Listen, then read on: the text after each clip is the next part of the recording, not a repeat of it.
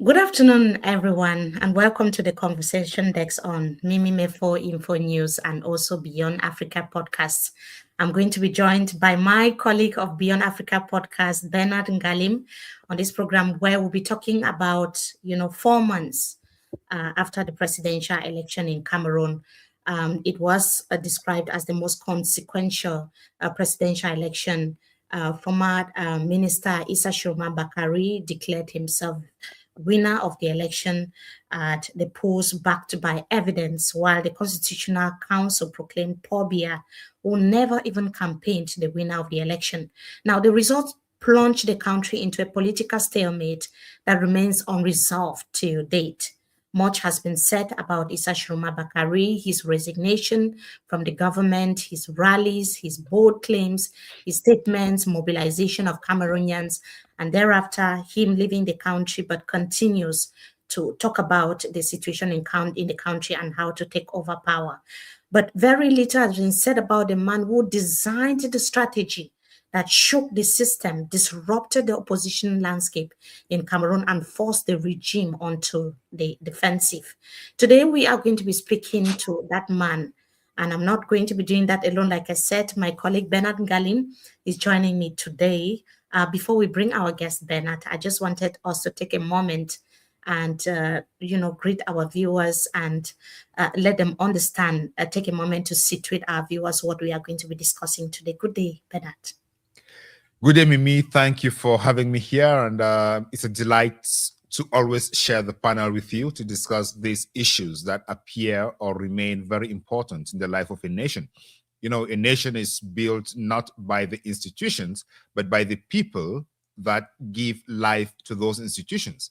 In a situation where the institutions seem or are completely separated from the people, there is always a stalemate. And this is not strange because we have lived such stalemates, and we are living a most consequential stalemate in the life of Cameroon in 2025, 2026.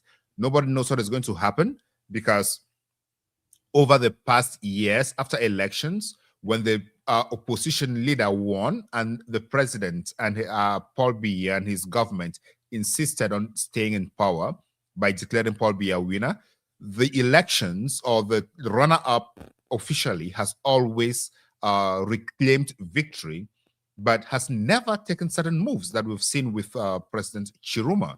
In 1992, Frundi was under house arrest in Bamenda. In 2018, Kamto was in prison in Yaoundé. But in 2025-26, we have Tchiroma out of the country. This could signal something. He's not talking. He's not making any open signs, but there are indications that his presence in the Gambia could be something else that we do not understand. And it is always important, as you say, to go back to those faces that we don't see all the time. You know, when we come on TV like this, you and I, we are talking, people see us, but they don't know the serious work that is going on behind the backgrounds. Those who are making these images run, nobody sees them. So sometimes we focus on Tchiroma, but we forget that all that we saw happening on the field was being done by somebody or a team of people led by somebody who was crafting the strategy. And it's always a pleasure to talk with the brains. You know, the brains always bring out more information than what the face gives us.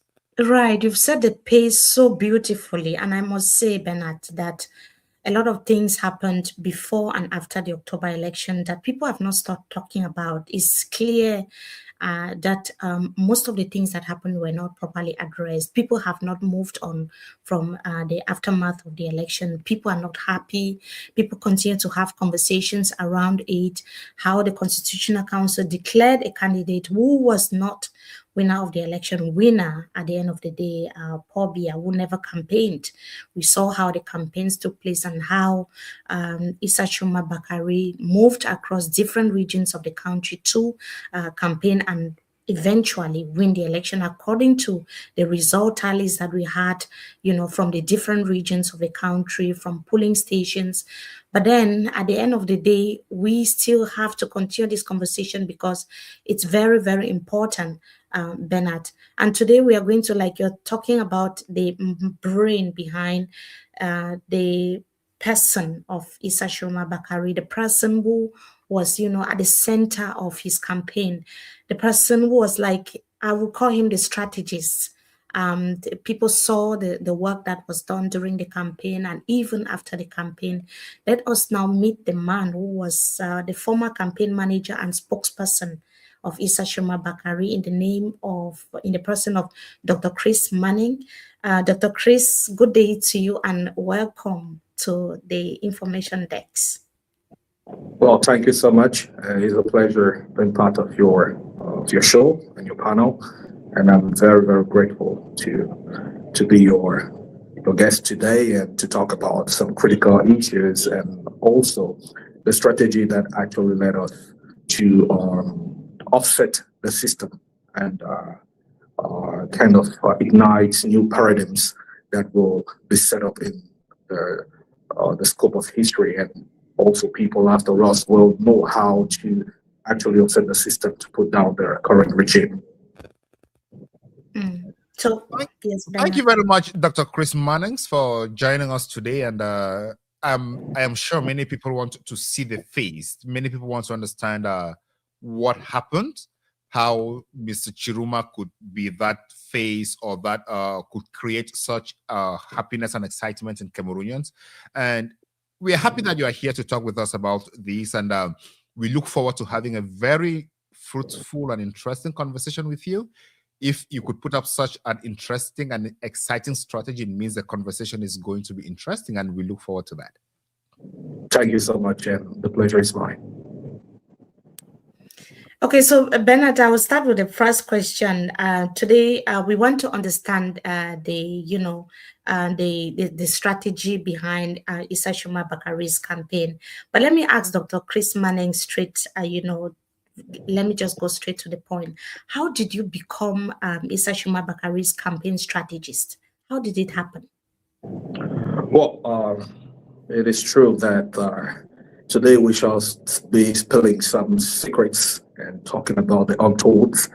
So that is always good to actually retrieve what happened so that people may learn from it. So my meeting with Mr. Tchiroma was just like a heavenly meetup. Like, it seems it was destined to be, because I was working for the Dampolos family, and he was a very good friend to Mr. Dampolo. We met on several occasions at the Dampolos house, and this particular day where Mr. Dampolos was wedding his daughter, Mr. Tchiroma was invited, and we were on the high table together, and the introduction was made, and then Dampolo told him how essential I am and what I do behind the scenes, and introduced me as a spin doctor and the best person that can actually make black become white. So we kept contact, and we started talking about this concept of La Relève. La Relève is actually the movement to be able to train young people that will be the leaders of tomorrow. And I also, for 2 years, I was looking at how to offset and how to give my experience to one of the candidates, because I was seeing elections again and again, and they weren't happening so well in Cameroon. I was like, okay, maybe with my experience, I can actually dive in and go in for a candidate. So I was considering different candidates. So I spoke with so many different candidates to have a feel, to try to know them in the interiorness of who they are. And most of them weren't very convincing, and I didn't like the humanity that they had.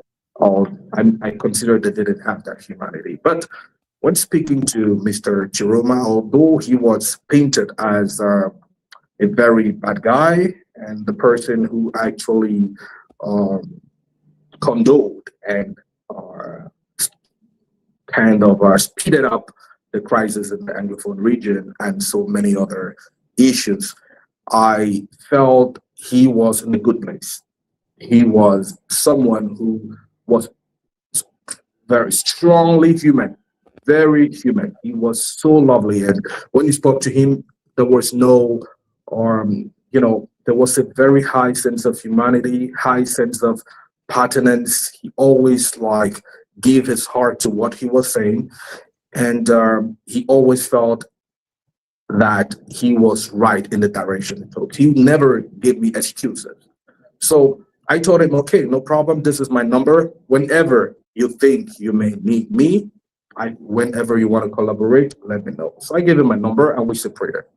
He wasn't the obvious option for me when I wanted to jump into the race after my race in Sierra Leone with Mr. Madabio and during also my time with Trump.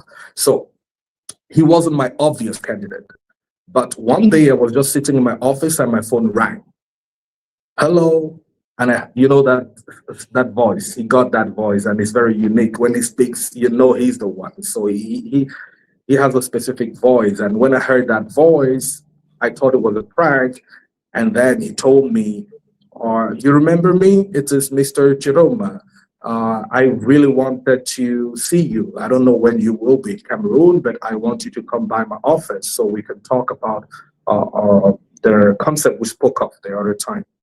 I said, okay. And we kept giving ourselves appointments that I couldn't make. I couldn't come to Cameroon all the time. So, and when I came, he was on service because he was a minister. So it was a little bit crucial until the day, until weeks before he actually decided to resign. He called me again. And I told him I will be in Cameroon, and when I will be in Cameroon, we are going to talk. So he went in, and of course, he already had a plan. That's why he was trying to get me as soon as possible. He tried to jump into his campaign by sending out their open letter, and also by doing that flopped interview everyone saw and mocked him. So I wasn't there by then. So after the flop, I came to Cameroon and I told him, look, we have to redo everything because all what you actually showed till now is not good enough. But before, I want us to have a private conversation where you and me would talk and I would know exactly if you're the guy. He said, I will be completely open to you. Thank you, Doctor. So, we are going to let you develop more of this, but let's break down what you have already said so far. You said you discovered that Mr. Tchiroma is a lovely person. We lost you, Bernard. We can't hear you. The audio is not working. Can you hear me now? It's low, very low. Can you hear me now? Yes. Now it's perfect. Now we can hear you. All right. Thank you. So let me take from scratch. So you said you knew Mr. Tchiroma and he showed signs of being a lovely person, a humanist. You knew him through Alhaji Dankulo, and you could discuss about the relay. And you spoke with, you brought in your experience from Sierra Leone and your time with Mr. Trump. So what we want to hear now is, at what point did you know exactly that Mr. Tchiroma was going to leave the government that he had served and openly defended for many years? And how did that knowledge fit into all these criteria that you described about him? Yeah, so basically I knew, in fact, I pushed him to when we met at the wedding. We spoke of that, and but I have to be completely truthful to you that this was a plan that was, in fact, him moving out of government was actually decided or like 6 months before we spoke of it. So once we spoke of it, he already knew that he would resign. I think that is why he was eager to continue talking to me, because he already knew it. Because the person that engineered the need for him to go out is someone a little bit more closer.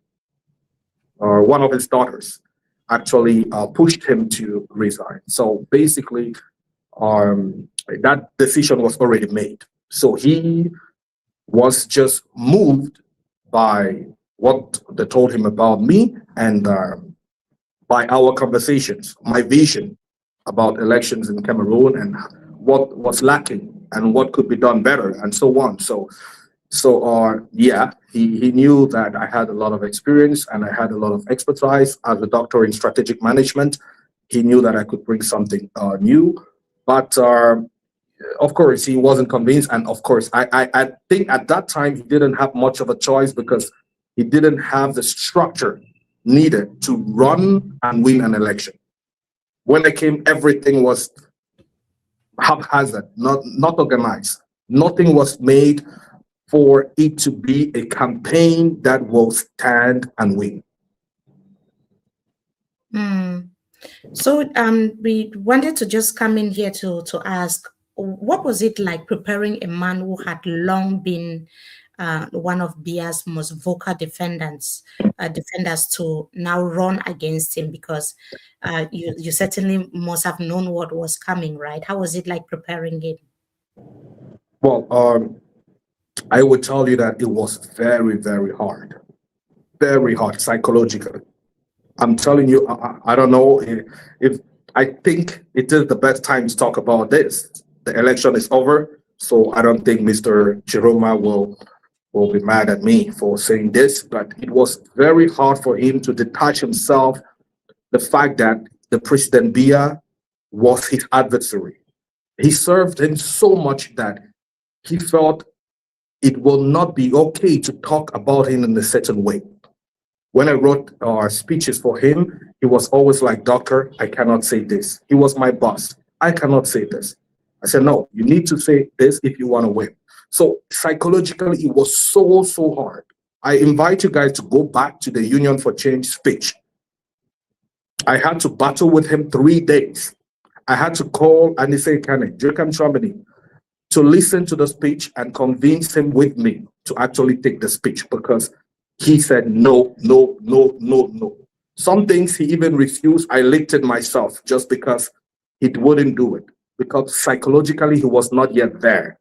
You know, I understood that the Biya mechanism was to actually enslave his different collaborators in such a way that they see him like a meat, and it makes them not to even try to go after his chair. He's very, very jealous of that chair that he has. So he was in that psychological position where it was hard for him to go after Biya. It was so hard.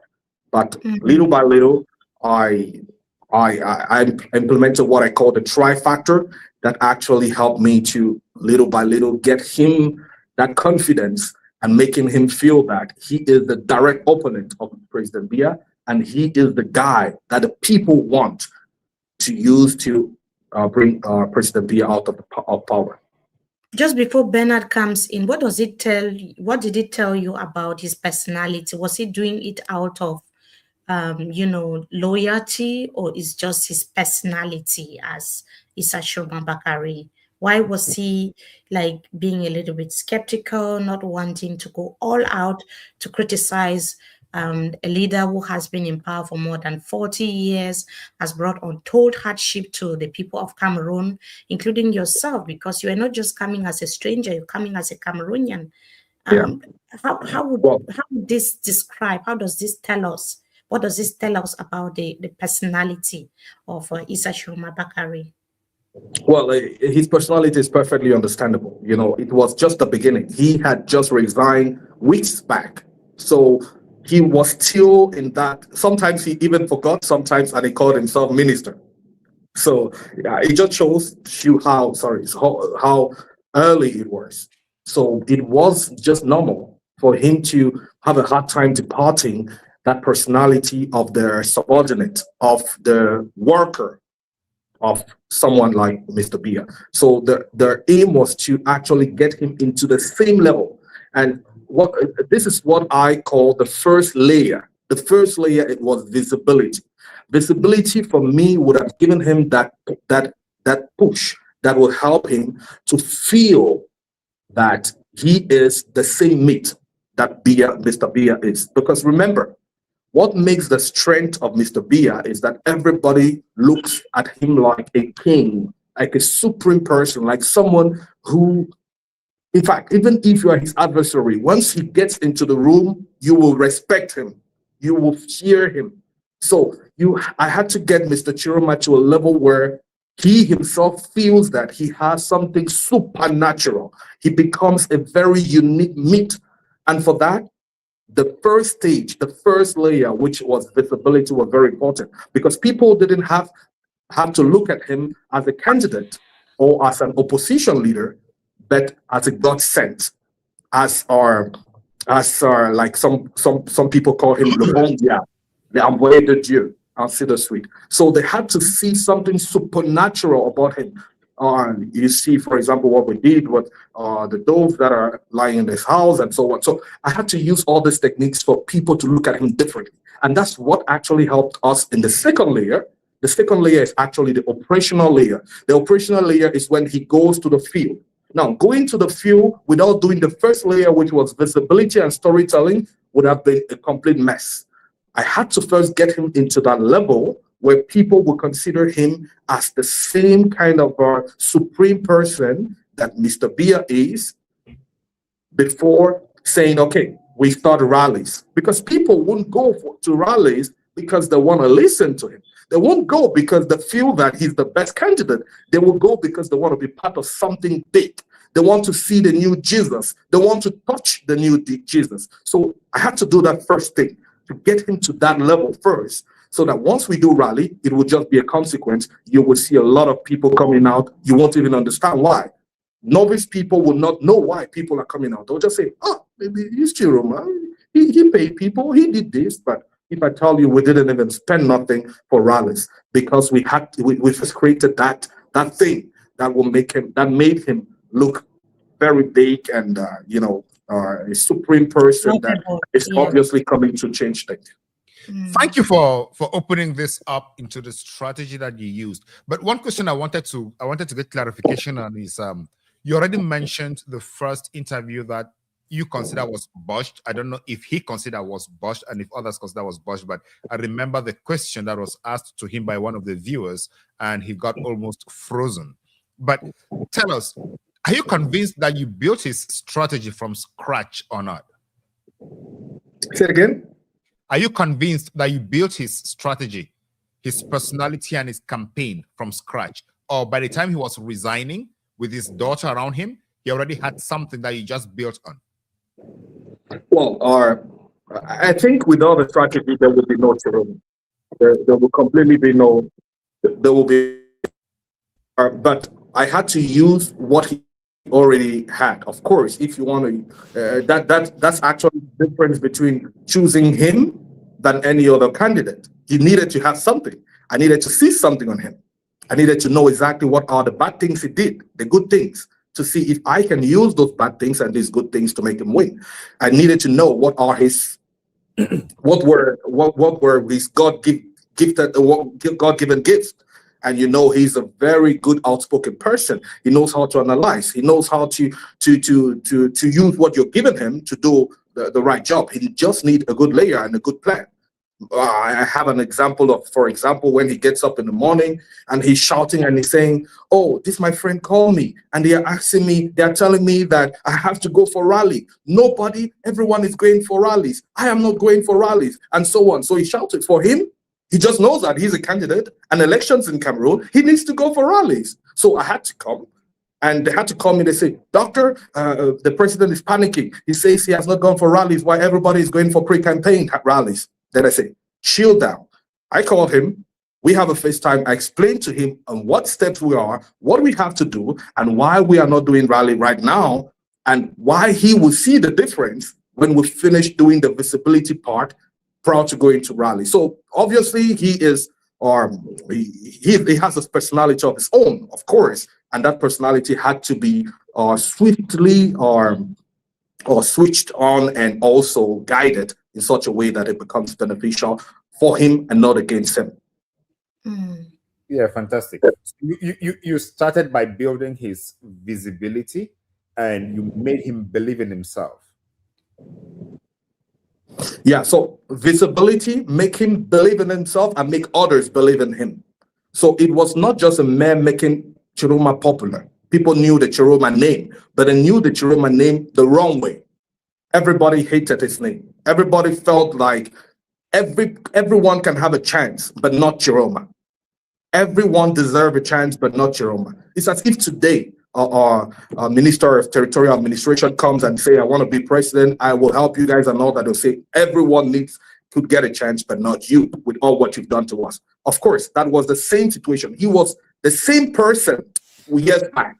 He was doing the same things years back. So I had to switch it. It was even much more, a little more difficult because he was that person.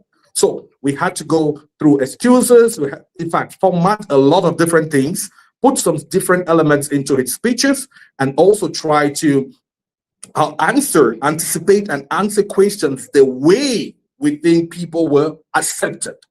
So that's why you had some cards, you had some different movements, and so many things that was answering to the questions. Who is Tchiroma? Why am I running? Why am I this and that? So all that gave answers to the preoccupations that people had on him, and owning the fact that he did all what he did. That's a strategy.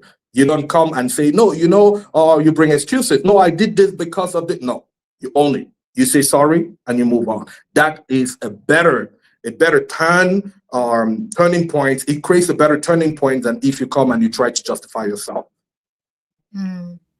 So yes, of course, we saw the strategy. We saw the apology, how he was speaking, exactly what Cameroonians wanted to hear.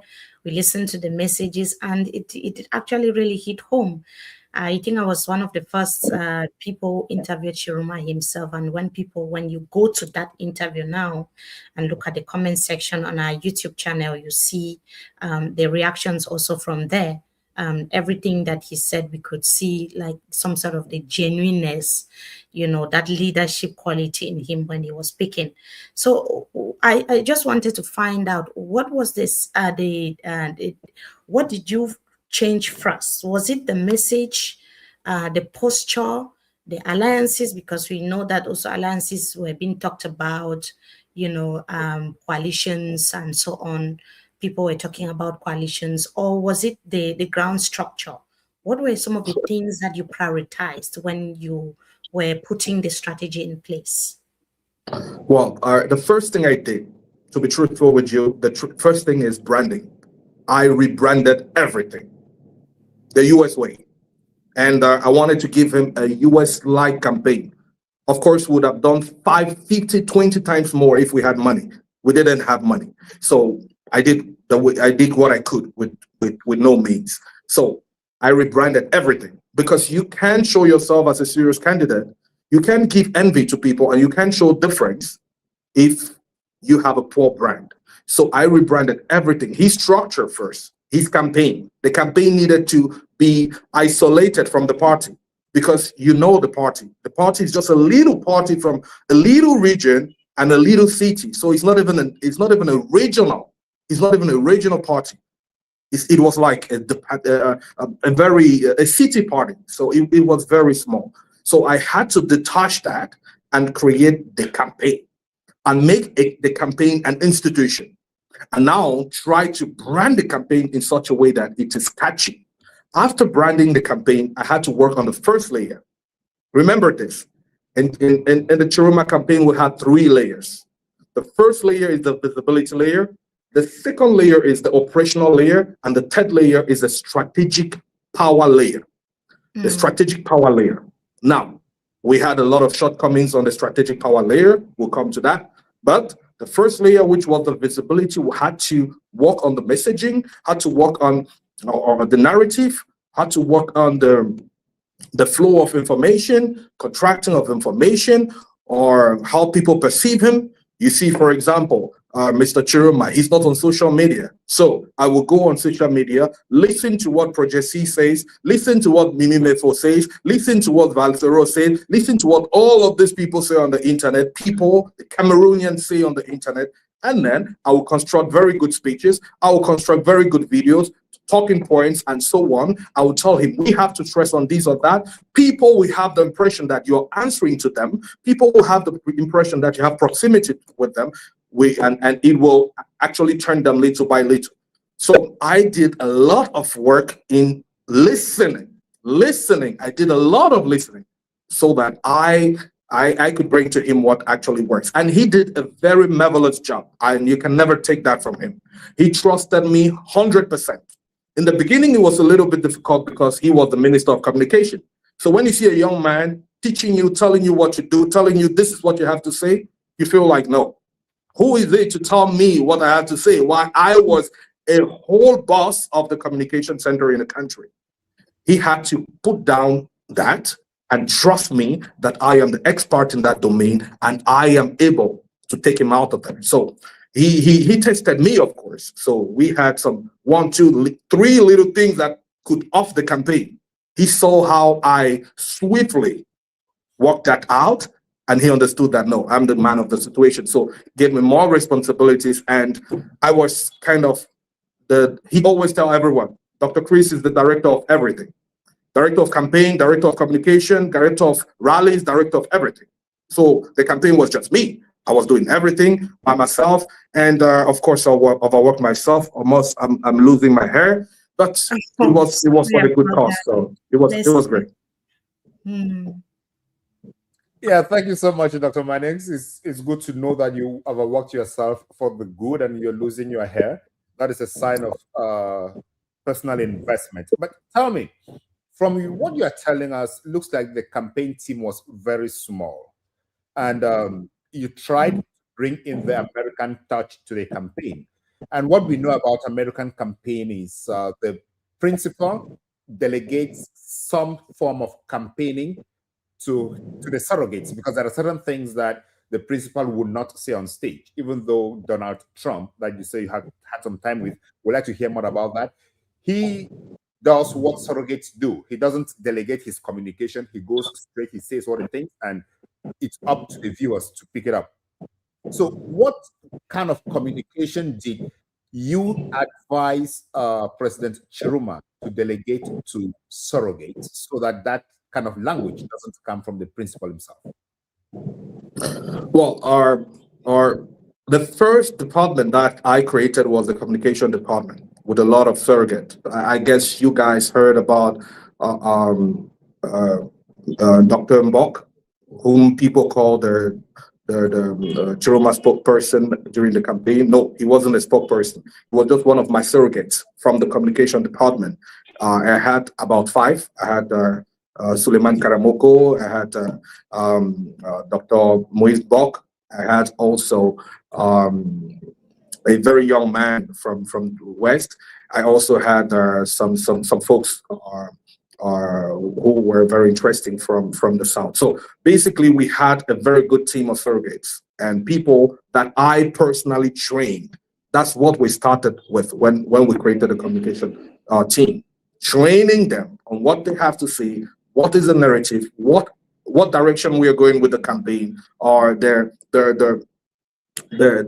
talking points, and also what is the key lines of the Tchiroma campaign. Maybe if I have some of these documents again that I was sharing to them in the beginning, you will look at it, and it was, I have the experience, I was there, and I am the one able to disrupt this regime from the insides. I know exactly how it is built, and I have the arms, I have watched. So it gives a feeling to people that he was there to just learn how to take the regime down.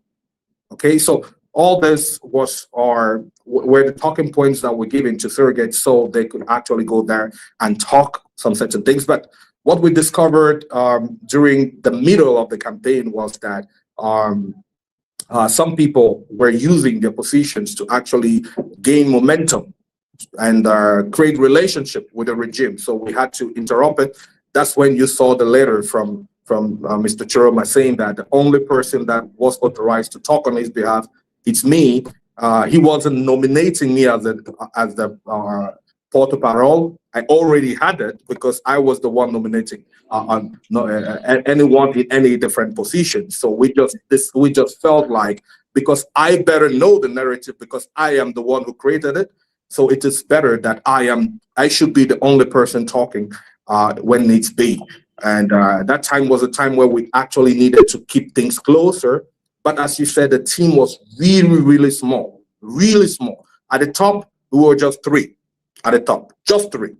And then we were trying as much as possible to use the people that were coming and demanding to be helpful. We're using them the best way we could. So in simple terms, which areas did you identify as must-win territories? So, I came out with this strategy of 18 departments. That is actually a base of a research that I was doing. I had not completed the research, but I just anticipated. I said, we don't have money because we had the money for the campaign for the campaign. We had it maybe one day before election day. That's when we had money to give to people, so they could go to the different polling stations. So basically, we didn't have money, and I needed to try to find a way to make things work. So I just had to pull it through the way I could. Yeah. So within these 18 regions, could you identify the 18 divisions that you focused on? I asked this because you mentioned the surrogates, the official surrogates you had, and there were about 5 of them, and I did not hear any Anglophones naming it. And Tchiroma's record includes statements about Anglophones that were very, very derogatory and sounded as if he was the main instigator of the conflict. And he appeared very controversial on that. But we saw him go to Bamenda to apologize. Was that one of the strategic approaches to the campaign, or did that show that Bamenda or the Northwest was one of the key regions that you identified? Well, you have to understand something. Of course, during the campaign, we had conversations with many different arms, different fractions of the Anglophone regions, and of course, people thought that, and people said, I heard people saying that the Anglophone regions are dead regions, or maybe elections will not be effective there, so we should not go there. We should abandon that area. But no, it wasn't possible, because I had pressure from a lot of people from the Anglophone region. I consider myself to be an Anglophone, so I wouldn't let that region to be untouched. So but truthfully, there are 18 regions selected. If you go back to my list on the Tchiroma official page, you will see that the Northwest and Southwest was not mentioned among the 18 regions, which we calculated to come up with a win percentage of 52%, if I recall correctly, that we had against President Biya. So the study is more based on big like swing states in the US, like big electorates, like where do we have majority of electors, and we saw places like Vuri, we saw places like Fundi, and so on. So it was ranked from 1st to number 18, which ones that it constitutes, for example, 18% of the electorate or 80% of the electorate. So once you put that all together, you saw that if someone win those 18 those 18 regions, of course he wins the election. So no, 18 divisions instead, you win the election. So we focus more on that because of lack of resources. We didn't have enough resources, so we couldn't focus on the whole country, of course. So we had to be strategic. Of course, in the beginning, even him, he didn't understand what I was doing. Like, what are you doing? So I didn't want to have the same mistake as Kamto did, where he pronounced himself president without having proof, nothing to show for it. So it was part of the strategy to, after election, to make sure that we know for sure that we won. We have proof that we won. We have our PVs that shows that we actually won. So we had to do everything to have those PVs, material evidence that we actually won. So I had to strategically look at the regions and the divisions that we had to focus on to make sure that we can prove our win. Because the next things international community are going to ask you is, how do you know you won? And I knew that the last layer, which is strategic power layer, will be very, very important for the aftermath. Because this regime, I knew I could beat them easily. I could beat them easily on an open, fair election. But I knew that we will never take power. I always put out the difference between winning an election and winning power. We won the election, but we didn't win power, and we will understand why. I think we would have to talk a little bit at length about that, because it's very important. A lot of people watching now are not understanding why Tchiroma would win the election and is not in power, and what is exactly being done to overturn things, to make things look different, because that desire for change was really general. But I like the thoughts raised by Bernard about sincerity while Tchiroma was apologizing in the conflict-hit Northwest region. Just to find out... I didn't touch that. I want to say something about that. I didn't touch that. So, okay. Look, there are two things that Tchiroma did from the bottom of his heart that even if I told him not to do, he would do it. One is the pure sorrow that he had towards what happened in the Anglophone region, and the part he played in that it was completely genuine. The second thing is the help he gave to Kamto.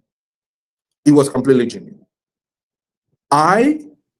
For me, as a strategist, I saw that Kamto was our biggest opponent and our biggest challenge. He was our biggest challenge, not President Biya. It was Kamto. I will explain later on, or maybe once you read my book on the election, you will actually understand why I feel Mr. Kamto was our biggest opponent and why he created a lot of difficulties to our campaign. But he didn't, his candidacy was rejected. So how come he was an opponent when he was not taking part in the election? That is what is seen on the front door, but there are so many things that were happening on the back door also. And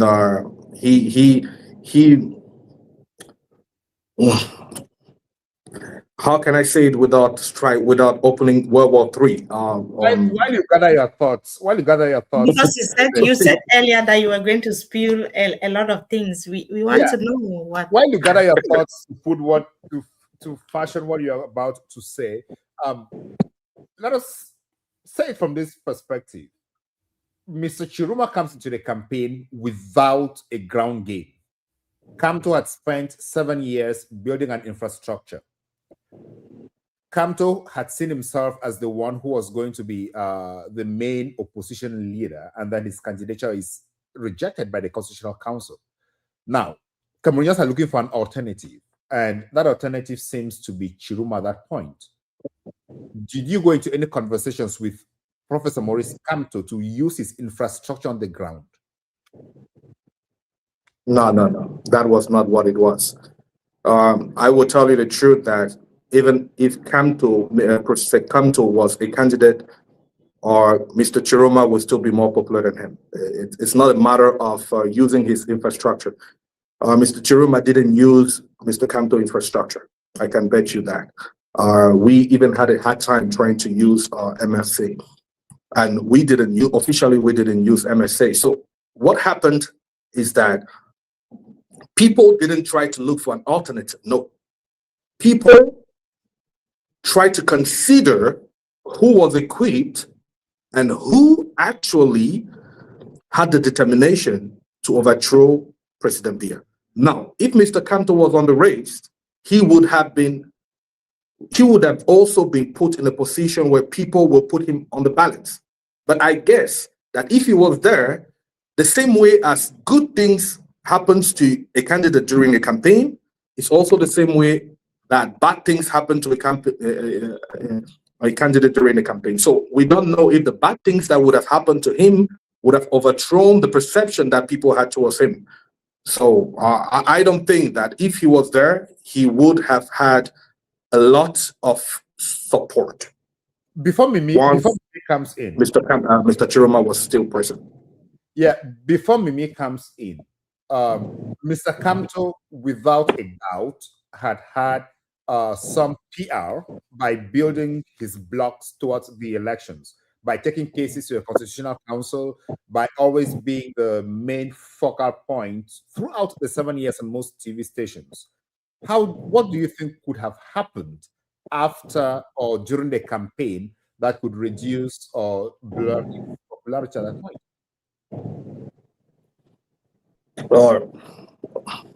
Well, I think the popularity is just based on the hope that you are, the hope and the credibility that you have, and the strong belief that people have that you can actually pull the plug or maybe get it done, get the job done. So I think this election was not about who will better govern. And this is a very good thing we did in the campaign, trying to make people understand that it is not the conversation of who will better govern this country, but who has a chance and who is more equipped to actually win and put out Mr. Biya, and has this personality of not staying in power and giving the power to the next generation without a reasonable doubt. So we would have still been in the position where opposition leaders would have sat down and still put that question on the table, that who is able to win this guy and put the power into our hands and not keep the power for himself. And that there we would have had a problem. The same way as we had a problem with Mr. Bello Buba. And people obviously, even you, I guess, felt, I talked to you, Mimi, even you felt that Mr. Bello Buba was well equipped and had more chances to be that person that could strike better the opposition, strike better and bring the opposition better together. But that was because you didn't know the full strategy that was behind, and you didn't know that our power struggle is all about combating also your direct opponents and swiftly eliminating them from the picture. And I can reveal here in front of everyone that one of my biggest fights was to kill UNDP silently, and I killed them. We did that. So we are after the election, so I have to just be truthful. We killed them. He was our biggest opponent at a certain level because they were saying it is the candidate of the North. So I had to silence him. I always silenced him before even election day. He was already dead. He was dead. But the question is how much power the UNDP actually has, when it comes to the presidential election, because UNDP's, might when it comes to Cameroon politics can only be fully measured during the parliamentary and municipal elections. But maybe we'll come to that shortly, because the conversation is getting more and more interesting. For those who are just joining, we would want to urge you to share so that this live stream can go as far as and wide as possible. But Dr. Chris Maneng, at the time when many Cameroonians were believing that the coalition was the only solution to defeat Paul Biya, you launched the Union for Change instead. That's what people started seeing, and the Union for Change endorsed Chiroma's candidacy. Our guest just stepped away. I'm sure it's the network connection.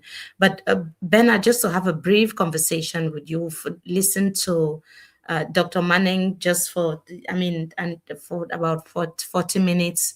He's been talking about the campaign strategy so far. He's been, talking about the man Chiroma himself, and that he's those that were working around him at the time were very, it was just a small, tiny, group of persons strategizing. When you look at that time and now, what is your observation? What can you say about, Chiroma's team then and Chiroma's team now?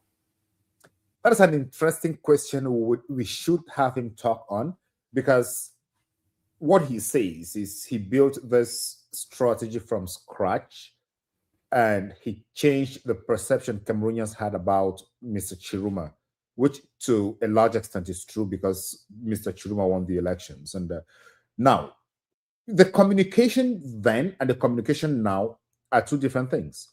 During the campaign and shortly after the campaign, you and I, we got out of bed having material to work on our different platforms. But now we struggle to have that material. And back then, Dr. Chris was appointed the sole and legitimate spokesperson for the campaign. Now we have Barrister Alice Gom appointed the spokesperson for Mr. Tchiroma, which means there is already a movement away from the politics to the governance. And we are still to hear from Mr. Tchiroma or see from Mr. Chiroma's activities if he has actually moved completely from the campaign, from the politics to the governance stage, and what are the next steps. So that is what we want to see here. Or did Mr. Chris or Dr. Chris take a back seat to focus on strategy while the spokes and the speaking is given out to Barrister Alice Gom? We don't know. Those are questions that Dr. Chris. He would have to, yes, he will have to tell us about it. But and yes, we've also listened to him how he's talked about other opposition parties like the MRS. He's talked about UNDP, and that his objective was to crush UNDP completely. Looking at the performance of the UNDP in the election, it was really dismal. I mean, we've not seen that in the history of our country, that the UNDP performed so poorly as in the previous election, the election that just ended. Do you think that Issa Tchiroma Bakary's team did, the fact that they were able to work together, to eliminate other opponents and, like the UNDP and other opposition parties? When Dr. Chris Maneng was saying that, what was going through your mind? What do you think about those thoughts from him? One thing I have tried to form an opinion on immediately during and after the elections was the magic that spun Issa Tchiroma Bakary's reputation around. We all know, as he said, everyone knows that we're looking for the good devil to replace whatever is in Cameroon now. But that good devil could not necessarily be a child of the current regime, right? So it was difficult at that time to understand what caused that change. And he has explained to us the different strategies he used. He applied largely an American model that I am very comfortable because I understand how things work in the American. And it's something that we've not been seeing very often in Cameroon and even in Africa. But Dr. Chris Maneng is here again. He's just joined us. We understand that your internet is not there. Maybe your connectivity, you have some connectivity issues. No, it was my phone. My phone went down.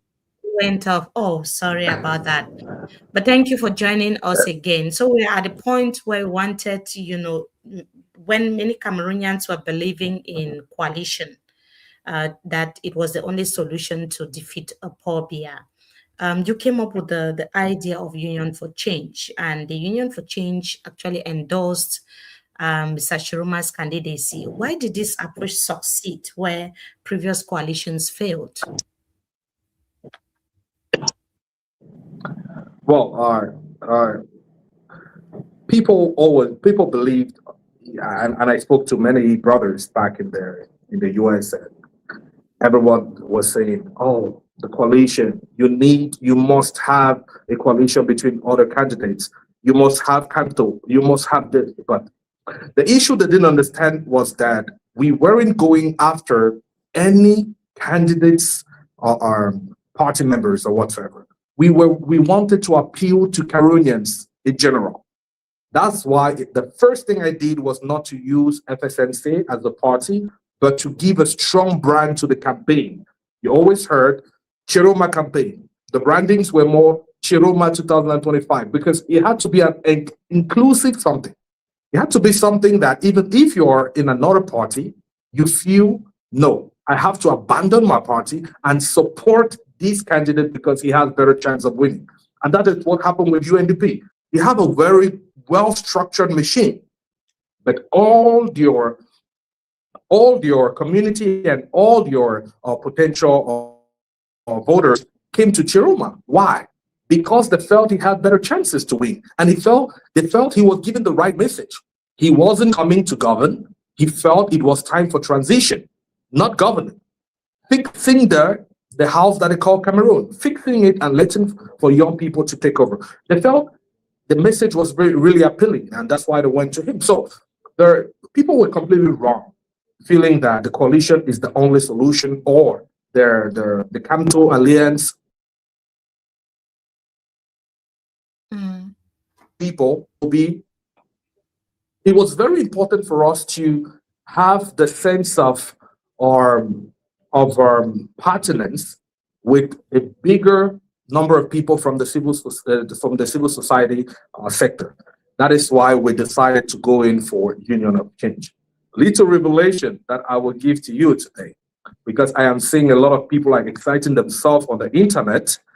I will tell you that today, that, for example, Union of Change has a presidium, and the co-creators of Union of Change, you have 4 people.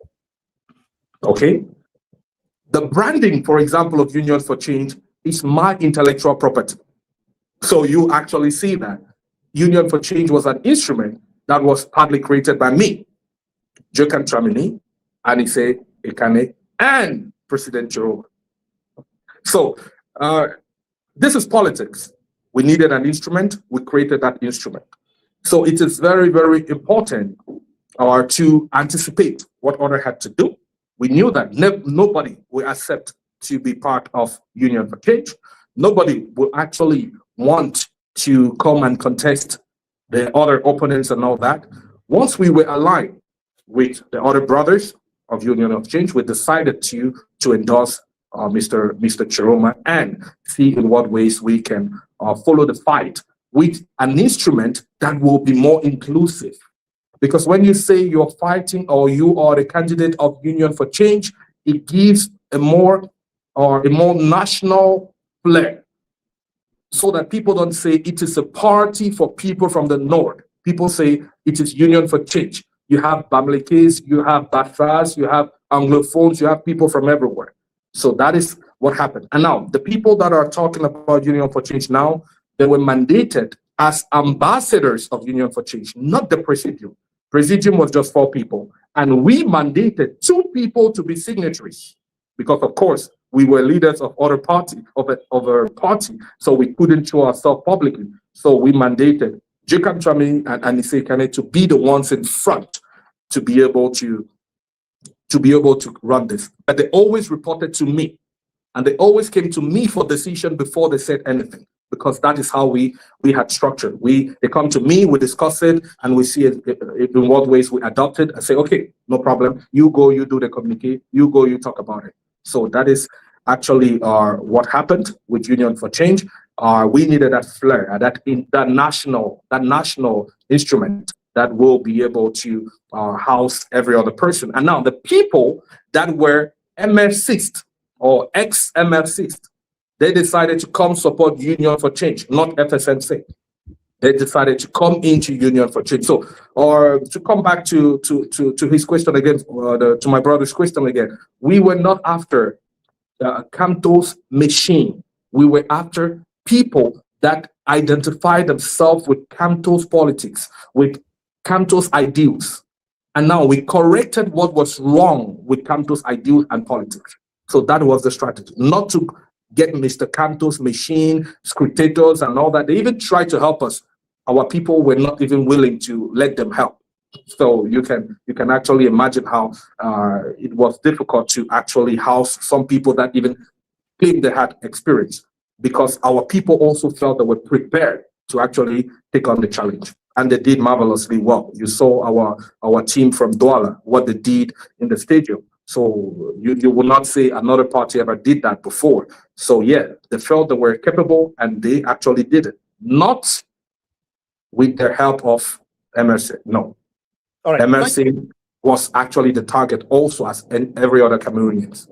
All right, thank you. You just said you were the brain behind the Union for Change. And I will ask another question, but if you want to answer this question, what was the difference between the Union for Change and the group, the Douala, where we know that Issa Ekane, may God rest his soul, was also one of the architects and the leaders, and they have been working hard to have a consensus candidate throughout.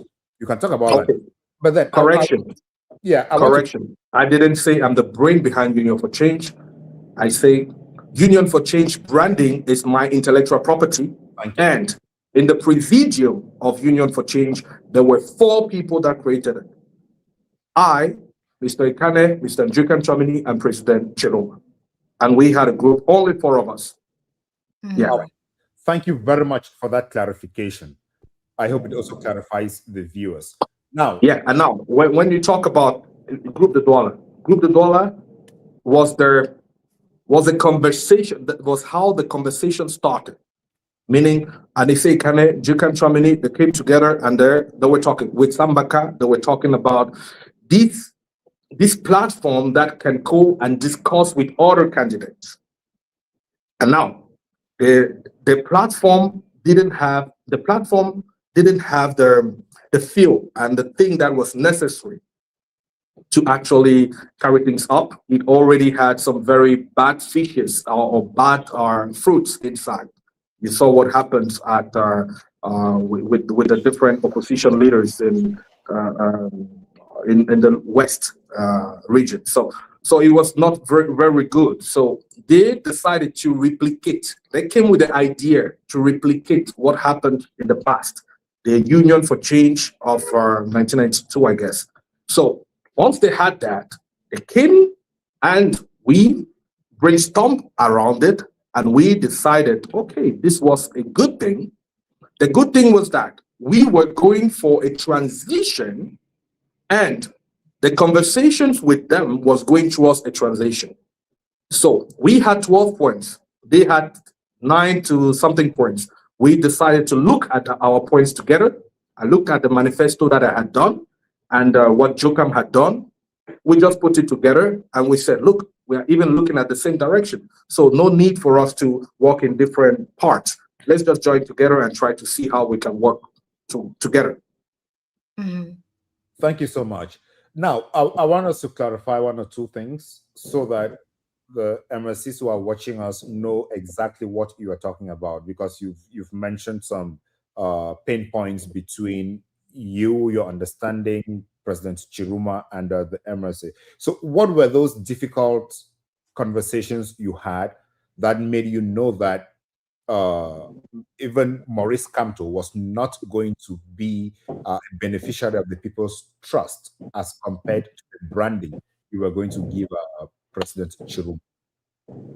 Because I understood the flaws of Mr. Maurice Kamto and I knew how to take him down. So I knew that if we go on a battle, he would not win. That was simple. Viewers would like to know what his flaws were. Flaws are. What are those flaws? I think you should buy my book. I can't say it here. Then you will not need to buy the book. That is an advert for your book. If you signal them, people will want to read more about those. So could you highlight 2 or 3 flaws in Maurice Kamto? A little teeth are, there is something bigger, but let me just take a simple example. We went, when Mr. Kamto was actually receiving everyone. So he received us. He received us at second position, and I understood that no matter what Mr. Tchiroma proposed to him, he will not support us. It is clear that in the post-electoral fight, when our Mr. Tchiroma was fighting for his victory, if Mr. Kamto came out, it would have given a bigger sound, and maybe we would have had maybe a different result. Of course, there are also flaws in our team. There are so many things that we did not to gain power. But if he just decided to come with us, the story would have been a little bit different. Okay? Now, when we went there, we went to him. Mr. Tchiroma almost gave him everything. He was completely honest to him and open. He told him, I am giving you everything you need. I told him myself, Mr. Kamto, my position as campaign manager, I am putting it in your hands. You just need this. You just need to say yes. If you think it's too small for you, we are creating a presidium post. Decision making will be equal. You will have equal decision making as Mr. Tchiroma. There will not be someone up, someone down. You guys will be equal. Things like, oh, you will be able to set up the cabinet, okay, once we win. A lot of different things that Mr. Tchiroma gave, plus his sincerity, plus proof that he is genuine and is there, and proof that some people that were against us are not genuine. But I think before even jumping into those consultations, he already wanted Mr. Bello Buba. I feel so. This was what I felt at the moment. He wanted Mr. Bello Buba, although there were reasonable facts that showed that maybe Mr. Bello was not completely following the interests of the opposition. So this is just a small thing, but there are bigger things that made me feel, yeah. But if he ran, he would not even, I'm not sure he will be second. I'm not sure he will be second, not even third. So you've talked about the candidacy, of course, of Bello Buba Maigari, because we wanted to also understand why coming together, forming a coalition between the northern candidates was impossible because we didn't see that happen. Was there any particular reason for that? Because people were really anticipating and hoping that it was going to happen. The strategy was simple. We had inside information. We knew that Mr. Bello wasn't completely genuine, okay? Because of all what you yourself, you saw after the election. Everybody saw the reaction of PCRN, the reaction of UNDP, and so on. So people finally saw what we already knew, okay? Now, in political communication and political marketing, you don't come to your adversary and try to take him down openly. People will think that you are grieving, or maybe you are not very sincere, or you just want to pick a fight with the wrong people. That Mr. Biya is the person you have to fight with. Why are you fighting with your co-opposition leader? So we couldn't pick a fight with him openly, open, of course. But I had to find ways to destroy him in the back. So I did that because we knew that he was not genuine. We knew that if we gave him the candidacy, he would never do what Mr. Tchiroma did, for example. We knew that. So the option was to force the hands of our voters, people to understand through our destruction that they have nothing to benefit from going to Mr. Bello. So we just had to force their hands. But one time when Mr. Tchiroma couldn't keep it himself, you saw it yourself, was the live interview with Equinox, why he had to come out. He told me, look, I'm going to say it and you find a way to fix it, but I can't hold it. So he just did it, and I had to find a way to fix it. The next outing, the next video I did, you saw how he said, Mon frère Bello, if I hurt you, I'm sorry, blah, blah, blah. So that was a stunt to actually cancel what he did, because we already knew that he would do it because he couldn't hold it back. Yeah, thank you. you say you found a way to beat Bello Buba in the north. This definitely pushes me to think about two things. When before the elections, Bello Buba was more popular in the north and had more ground game than Issa Tchiroma Bakary. Then you beat him in the north. Tell us how you beat him, what you did to beat him, because a party without a ground game, without many militants or many sympathizers on the field, would hardly have enough scrutateur in the various polling stations. But we saw that the FSNC had significant number of scrutateur both in the north and in the south. In the north, I don't know the game, but I know that in the south, we had people like Metro Sim, we had people like Parfum Voom, Professor Abba Oyono, and Rebecca Inonchongs, who came together to give that support. That is visible in the south. How did that work in the north? Well, the first thing about the Bello fight was trying to put in the light what was hidden, using his own system to destroy him, creating doubt, because the first thing I did was to create doubt for people to actually start doubting their own system. Okay, so when I created the doubt, I had to get it one more step, trying to get his own people to question his motivation.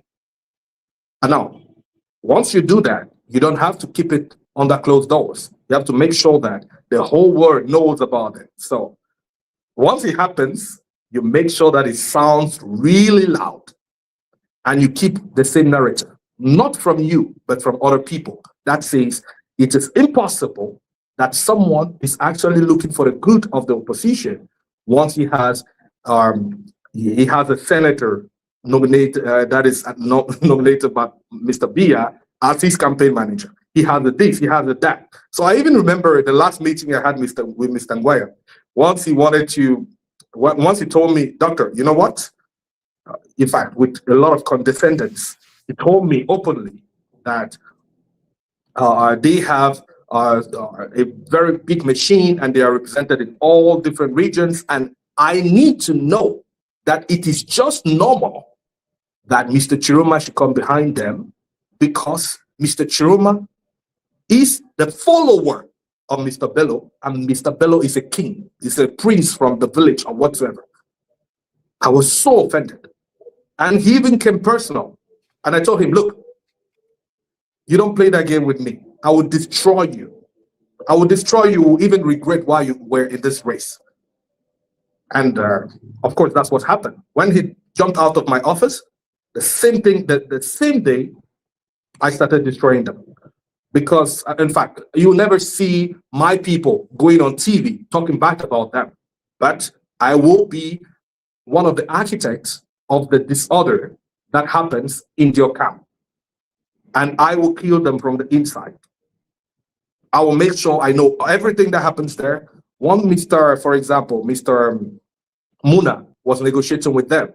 I knew. I spoke with Mr. Muna like a few hours before. I told him not to give him a positive response. He told me he was going to come back to me if I had something good to offer to him. And at the end of the day, he gave him his support because he genuinely felt that he had better chances with Mr. Bello. But that was a big mistake, because I showed to them that even if all the opposition goes behind Mr. Bello, we'll still beat them because we'll discredit all of them. And that's the power that we brought into the campaign that was not natural in the Cameroon election system. Nobody knew about what I call the strategic power layer. The strategic power layer is the power game that happens behind. You have to be there. You have to spend 3 hours on the phone with Maurice Kamto. You have to spend 5 hours with Zumento. You have to spend hours and hours with people that have the capacity to turn things around. And you have to make them feel the things you feel, understand the way you understand things, so that they will be the push. And once it becomes like a cycle, that the bullets are coming from everywhere, obviously they will fall. And at the end of the day, you also try to sabotage your operational efforts. For example, Mr. Bello had a rally, and Suddenly, what happened is that he went to his Harley and it was completely empty. I don't know what happened, but those were one of the things that made him to even feel discouraged. By the end of the day, he felt he couldn't even win. He felt it because he didn't even continue the rest of the rallies. He just went back. So yeah, you have cited some names: Zwimmanto, Boris Berthold, Memimefo, and the others.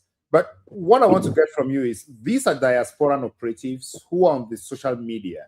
What I'm not hearing from you about the operation is what happens on the ground. We know in the north we have people like Abdurrahman Baba, we have people like Usman May, who are, let me call them political leaders that are listened to. Are you trying to tell us that you do not operate with these networks on the ground that have the people's ears? That is the outdated system. People think that things happen that way, but it doesn't happen. Mr. Baba Abdurrahman, the only thing he wanted to help me with, he came to my office 2 times. The only thing he wanted to help me with was with the platform to actually compile different results. So, but no, and maybe he felt the momentum towards the end, and he helped us during the rallies on the field. But those are just consequences. I have to understand. You have to completely impact the 3 layers. For example, the first one, which is the visibility. Once you do that, people will naturally want to be part of the movement. That's why I said my first challenge was to create a myth, to create like the God sent, the new Jesus. Once you do that, the next thing is that people who feel that they want to have a political future, they will say, I want to be part of this movement because I see that there is something special about this movement. And that's when you find the Abdurrahmans that will come and say, can I come to your meetings? You have the Mr. Abao, that will say, I want to come to your rally. And you have also the Maitre Sim that will say, my president said we shouldn't be there, but I cannot miss this. It is a very important step. And I think it will be crucial. And I cannot be out of the game. I'm a politician. I can't be out of the game. So you have to create the environment which will make people feel that if they are not part of it, they are missing something that is really marvelous, and they will not be part of history. They will naturally come. And of course, that were big names that we actually used, but at a distance. None of them were directly involved with the campaign. None of them. Alice Come, no. Rebecca, no. All of them were external people that we used because of their credibility. And sometimes they even took public positions without even consulting us. We didn't have direct contact with them. Yeah, but these people that you have mentioned have played a very instrumental role post-election. Very crucial role. Yes, and it was very important. That's why we call them ambassadors. Ambassadors, because they had this ambassador role, and it was very crucial. Very crucial. It was an important part of the person. Mobilizing Cameroonians, and their doings, their actions have really created a lot of impact, and conscientized Cameroonians. Yeah, they've been so bold, put their lives on the line, and so many things that maybe we'll get to discuss during this conversation. But I wanted us to go, Bernard, to election day. As an architect of Tchiroma's campaign, what was your impression when you saw vote counting videos showing, because we were also releasing them here at MMI, showing that Issa Tchiroma Bakary was leading in most of the polling stations in the regions? Did you believe that you were winning, or you believe that the real battle was just beginning? Because you've talked about the fact earlier during this conversation, you talked about, okay, you won the election, but you did not win the presidency. But when you were seeing the video, did you have the impression that the battle was just about to begin? Well, from day one, and also one day before election, I had a private conversation with the president, and I told him this: President, I know exactly what is going to happen tomorrow. You are going to win this election. But winning the election is one thing. What comes next is the most important thing. There are 2 things that is going to happen. But before that, to fix the temptation and the things that are going to happen after this day, I want you to go have some time with your family, talk to your daughters, ground yourself, because it will be detrimental. That time I will not have power again, maybe to cover you or to take decisions on your behalf. No, people will look at you, and it will be determinate. It will be determinate on which direction we go. So, President, please, I want you to be grounded, because I have to be honest with you. Once we were doing rally, and I know that because it's just normal for every human being, he started becoming a little bit puffed up. And this is normal for everyone. That once you have too much love, too much people that see you as if you are the new Jesus, the new God, you will start feeling like maybe you are a superhuman. Maybe you can stand in front of a bullet and you don't die. So I had to ground him, because I started feeling that. So I had to talk to him and tell him why it is important for him to be grounded for the next stage. Because we knew that there will be a next stage. It was impossible not to have a next stage. We are talking about 43 years of power. And that's why in my strategy, there was the third layer, which is the strategic power layer, which is the different strategies that will permit us to gain power. Now, it was very simple. Mr. Tchiroma, after the election, would have had a lot of people that would come to him, because he had won the election. He had won the vote. I didn't talk about winning the presidency, because when you win the elections, is one thing. But winning power, power is that thing that will permit you to become head of state. Power. Power is what makes maybe the military guys actually become head of states without even an election. It's because elections is not actually a total guarantee of power. You need to also fight for power. You need to also have power acquisition once you are running for an election. And I knew that part was detrimental. I knew we were going towards that. So he had to be ready, because at that moment, Dr. Chris will have no say anymore. Everybody will be looking at him. Everybody will be listening to him. And he will have the possibility to say, you, I bring you in. You, I don't bring you in, and so on. Me, I had a plan. I had a strategy. He's not in my brain. He doesn't know exactly what my strategy is. So he may take some decisions that may go against the formal strategy that I had for him. So I wanted him to be grounded, because it was very important for the aftermath, the next part, which maybe we shall be talking now about now. Thank you so much. Talking about the strategies moving forward after the elections, sounds as if you based your strategy on reality. The reality that he who controls power controls who goes into the presidency. And on this basis, what do you think you lost control of, or you do not have control of on election night? Okay. And that is the last part of my book, and I invite people to go read it. How did we lose power? The first thing, once you are in an election that has to do with change, change should never be brutal. Never.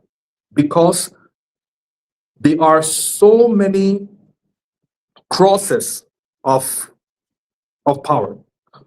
Our campaign was talking to normal Cameroonians, and most of the times they are middle class, okay?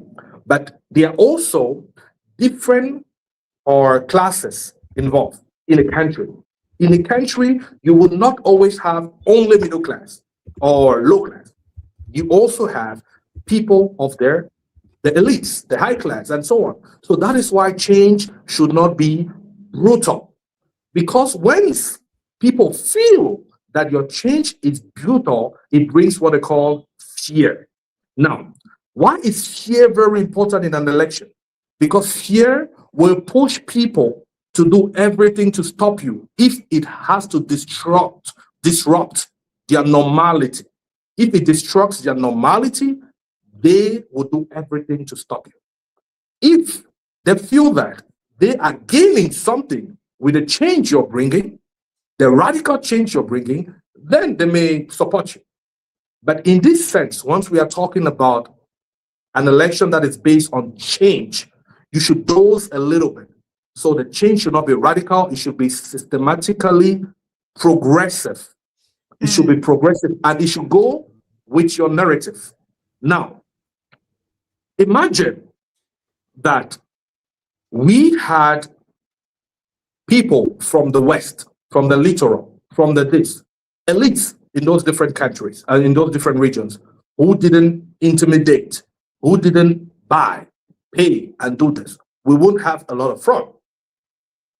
Because people felt that the brutal change is going to be detrimental for their normality, some of them didn't even wait for the regime. You can even see that the regime maybe has nothing to do with that.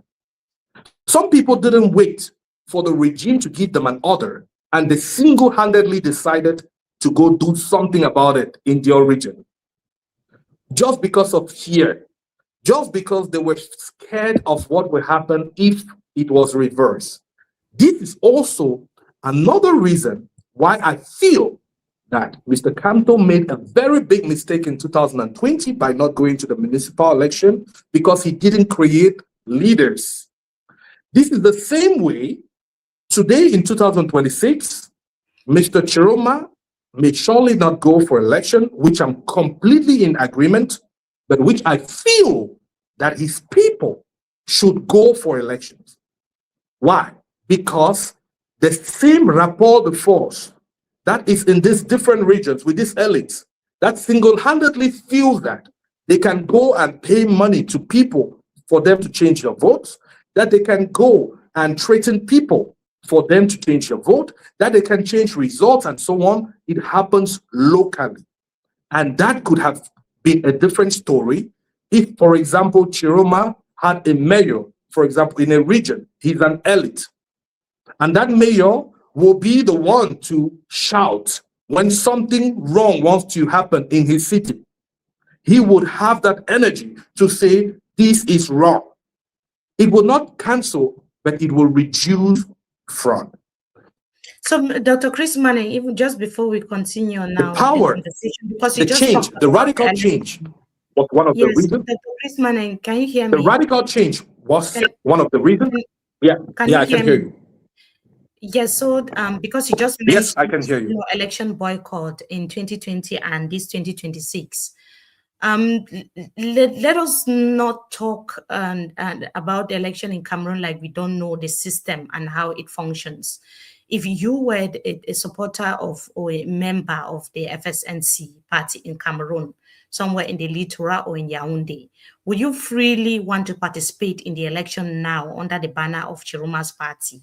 Looking at how many people have been arrested after this election, how many people have been killed for being affiliated to Tchiroma's party, affiliated with Tchiroma's party, would you want to participate in the election under his party?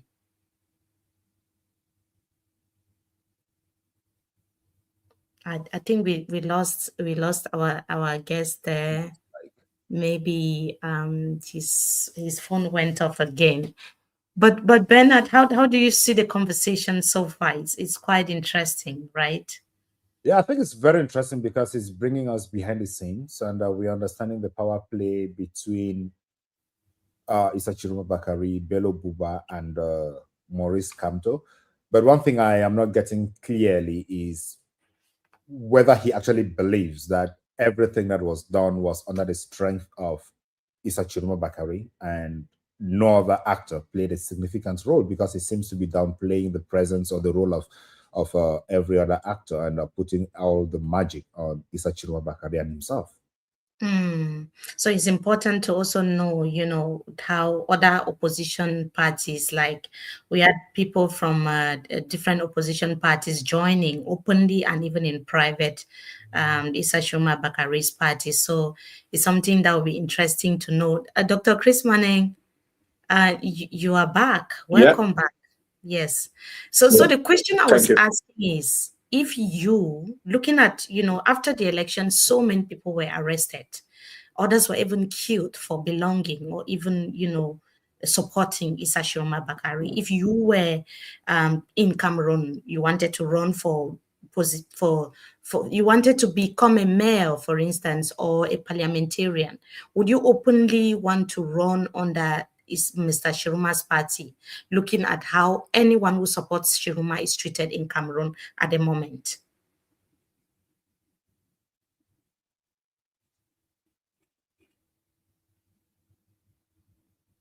Looks like you're still frozen. Yes, I think so. The network is not good from his end.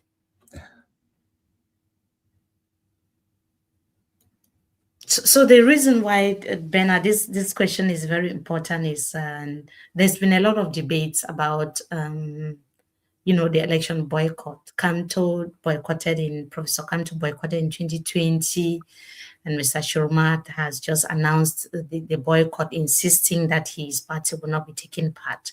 Some people are of the view that it's a good strategy because of, the political atmosphere in Cameroon. Others believe that it's not a good idea because of seeing, the repercussions in the 90s with the SDF. We've seen that with Professor Kamto's MRC and now Mr. Tchiroma. What do you think about that? I think it's a dicey equation to resolve.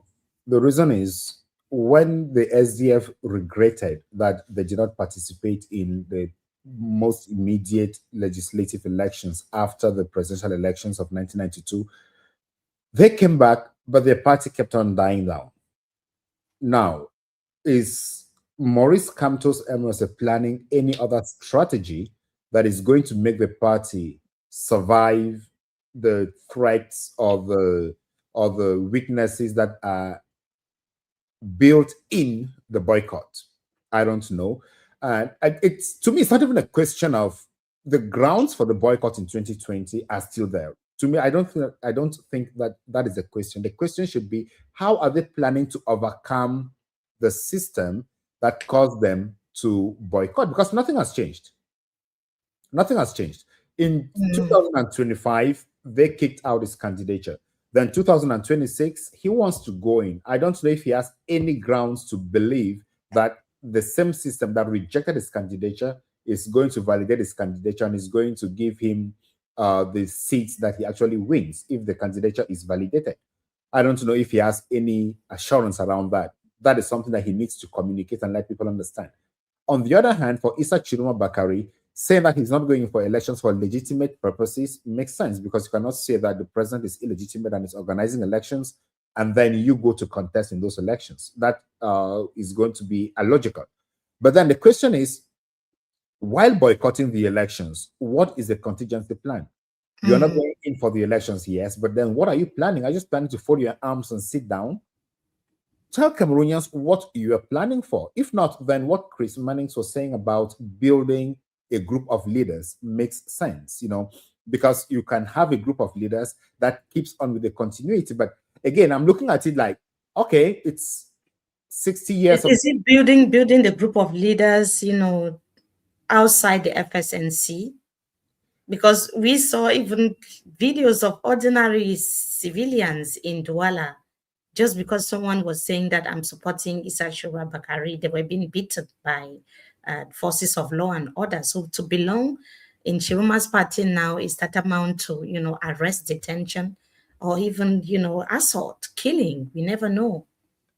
That is the problem. That is the consequence of having a regime in place for more than 60 years. They have built in the infrastructure, they have built in everything, and they are ready to defend that regime because they know that they are at their weakest point right now.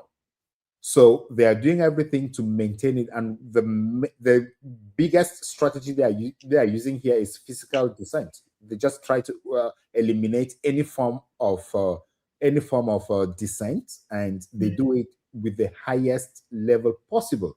So they are going to do that, and I don't see how this is not going to translate into the ballot box. But at the same time, what are the proposals? What are the risks or what are the options that boycotting is putting on the table?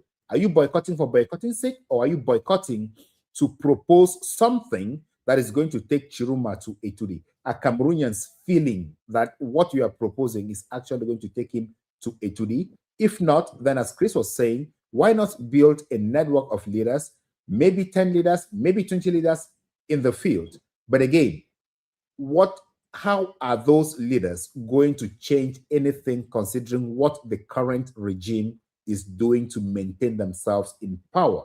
Is there going to be any change? Is there going to be significant change to ensure that these leaders can actually say one or two things to maintain or to bring change in the country? So that is what I'm looking at. But generally, if there is a general mass movement that supports the elections and everyone can participate and ensure that the results are respected, or ensure that after the elections, there is a system put in place to make sure that the results of the elections are respected, I think I'll go in for that option.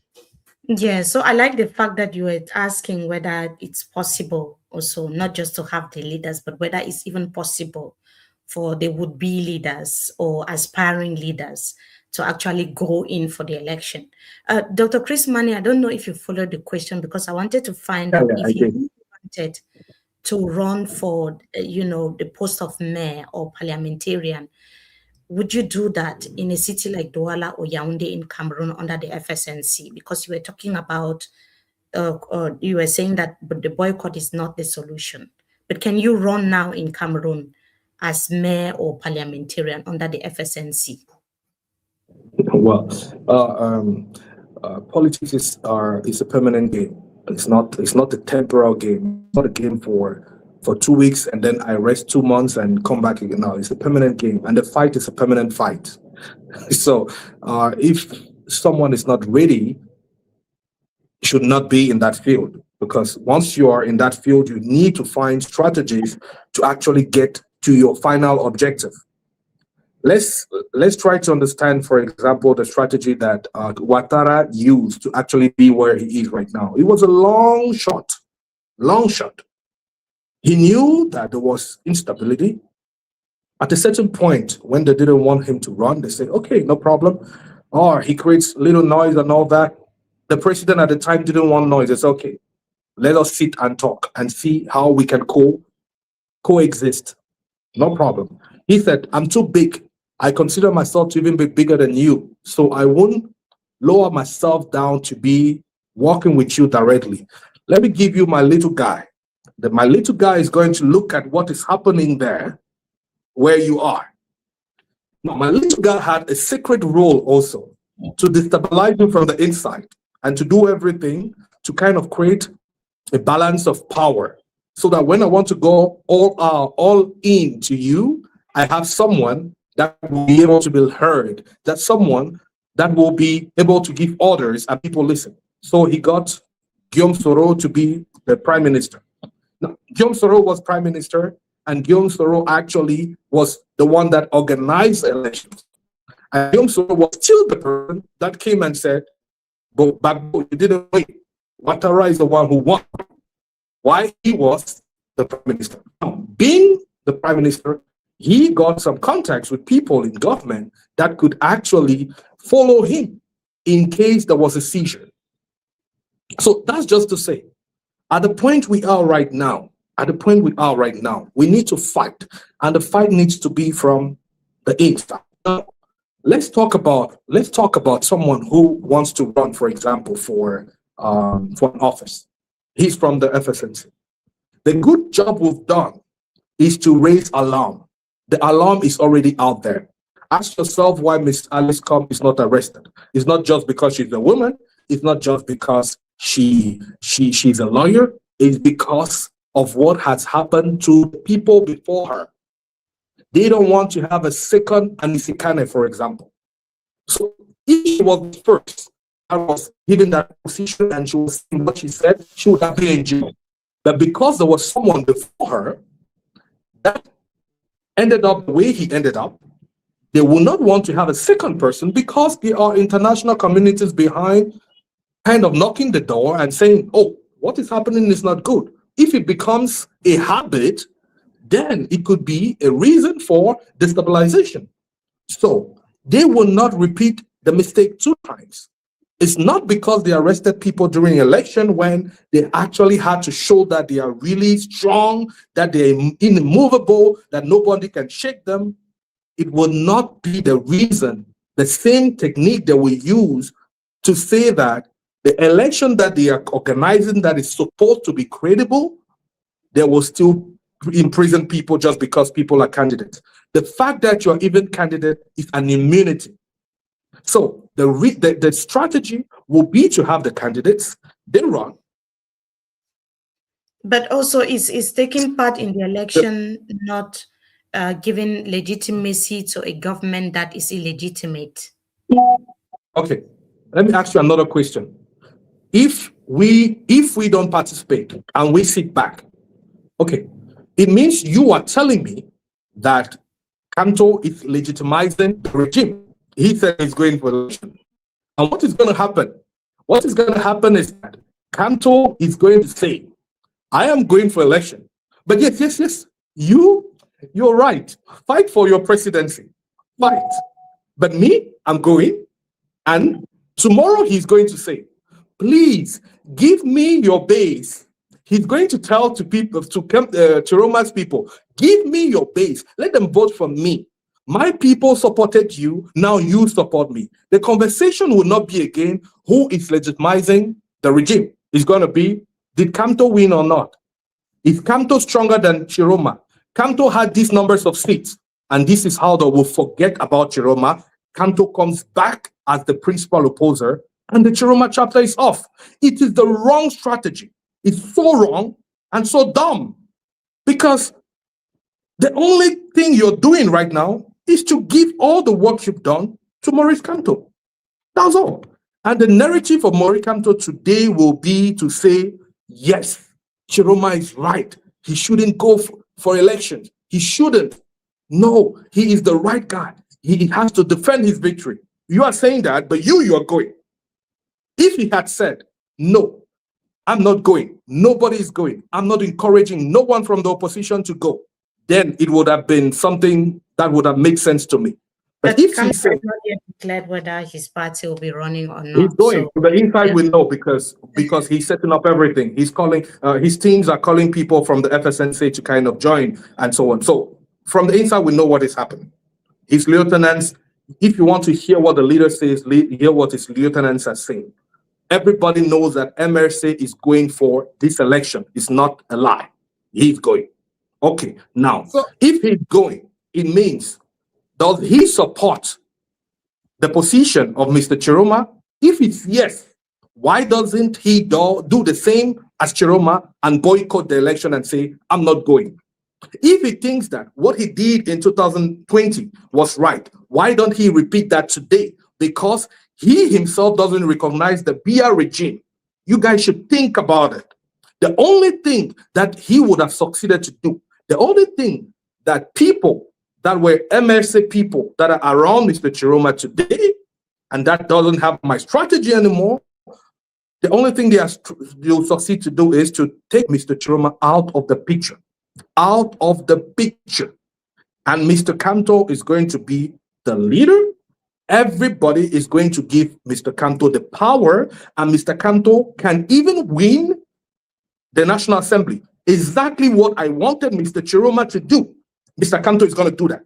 Now, if you feel Mr. Kamto can do that, why then not let Mr. Tchiroma, with the movement that he already created, go for the National Assembly and now have power, have a lot of elected people in the National Assembly that could vote some laws that will fix everything?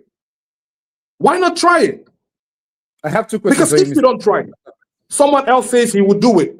If you don't do it, another person will do it, and he will take your base to do it. So why not do it yourself? Sometimes when you talk about these games, I have two questions for you, Dr. Chris. The first question is, you sound like there is already an acted divorce between you and President Tchiroma. Is that correct? And then secondly, You sound like you believe that despite rigging the presidential elections, the CPDM and the Biya regime are going to let the winner or the winners of the legislative elections get into power freely. Could you answer those two questions, please? Well, what is sure is that the Biya regime is going to always try to get the things the way they want. But you saw it with the presidential. They try by all means to reduce our power, but actually they still show that we are strong, because they are not, in fact, they have no choice than to give us what belongs to us. Now, even if they don't give 100% of what we had, like 60 or something, and they give us 30 something, they still give us something. With that, translated to the legislative and municipal election, what does it mean? It means that if today we know that Tchiroma is supposed to gain maybe 70% of the National Assembly seats, and he ends up having 30%, that is still a very strong arm of people that can sit and paralyze the system if they want. Let's go back to the field work. You even have 20 mayors, elected members in Electoral. You say you want to paralyze, you want to strike in Douala. All the mayors said they are not going to work. What happens? All what you do actually works because you are using a strategy. Are you going to fight with no arms? Mr. Tchiroma has no weapon. When I say weapon, it means he has no military, nothing like that. He's looking at diplomacy. Okay, if he has also no elected members who can fight from the inside, what will be the system that will actually take this regime out? What will? Yeah, but Dr. Chris, going for the election, but it's going for the election, not a regime strategy to show the international community that all is well in Cameroon, because as it stands now, after the presidential election, the regime cannot borrow money actually because everyone is worried about Mr. Tchiroma's impasse. Is going or participating in the election not helping the regime that is in place? It's not helping because there's what they call in French cohabitation. This is what is happening in France right now. Would you say that because people participated and they are challenging the President Macron in their National Assembly, would you say that it is actually helping him? No. People say his methods are not right, but they are fighting the fight. And they are putting pressure to him because having a lot of people that are against you in the National Assembly is actually a really big pain. Now, imagine you yourself, you have been witness of an international community that bows down to the regime. You have been witness. Now, you hope that not going to the election is going to give a message to an international community that they already have in their pocket. I am talking because I spoke directly with them. I am the one who spoke to the UN, European Union, and all of them, the senators in the US and all of them. So I know that there is not direct actions that they can do as of now, as it is right now. You have to play the political game if you want to put out this regime. You have to play the political game. If you don't play, let me tell you this. If you don't play the political game, what's the result? The result is that the CPDM is going to have 100% in the National Assembly. You will be the only opposition leader that doesn't participate because they would, if you don't legitimize it, bigger people than you will legitimize it. Kamto will legitimize it. Cabral Libi will legitimize it. All the others will do. If you told me that that was a consensual and a generalized decision, that all the opposition leaders decided not to go for election, I will understand. But the regime still has power to show to the international community that all the main opposition leaders are participating. Then what are you going to do?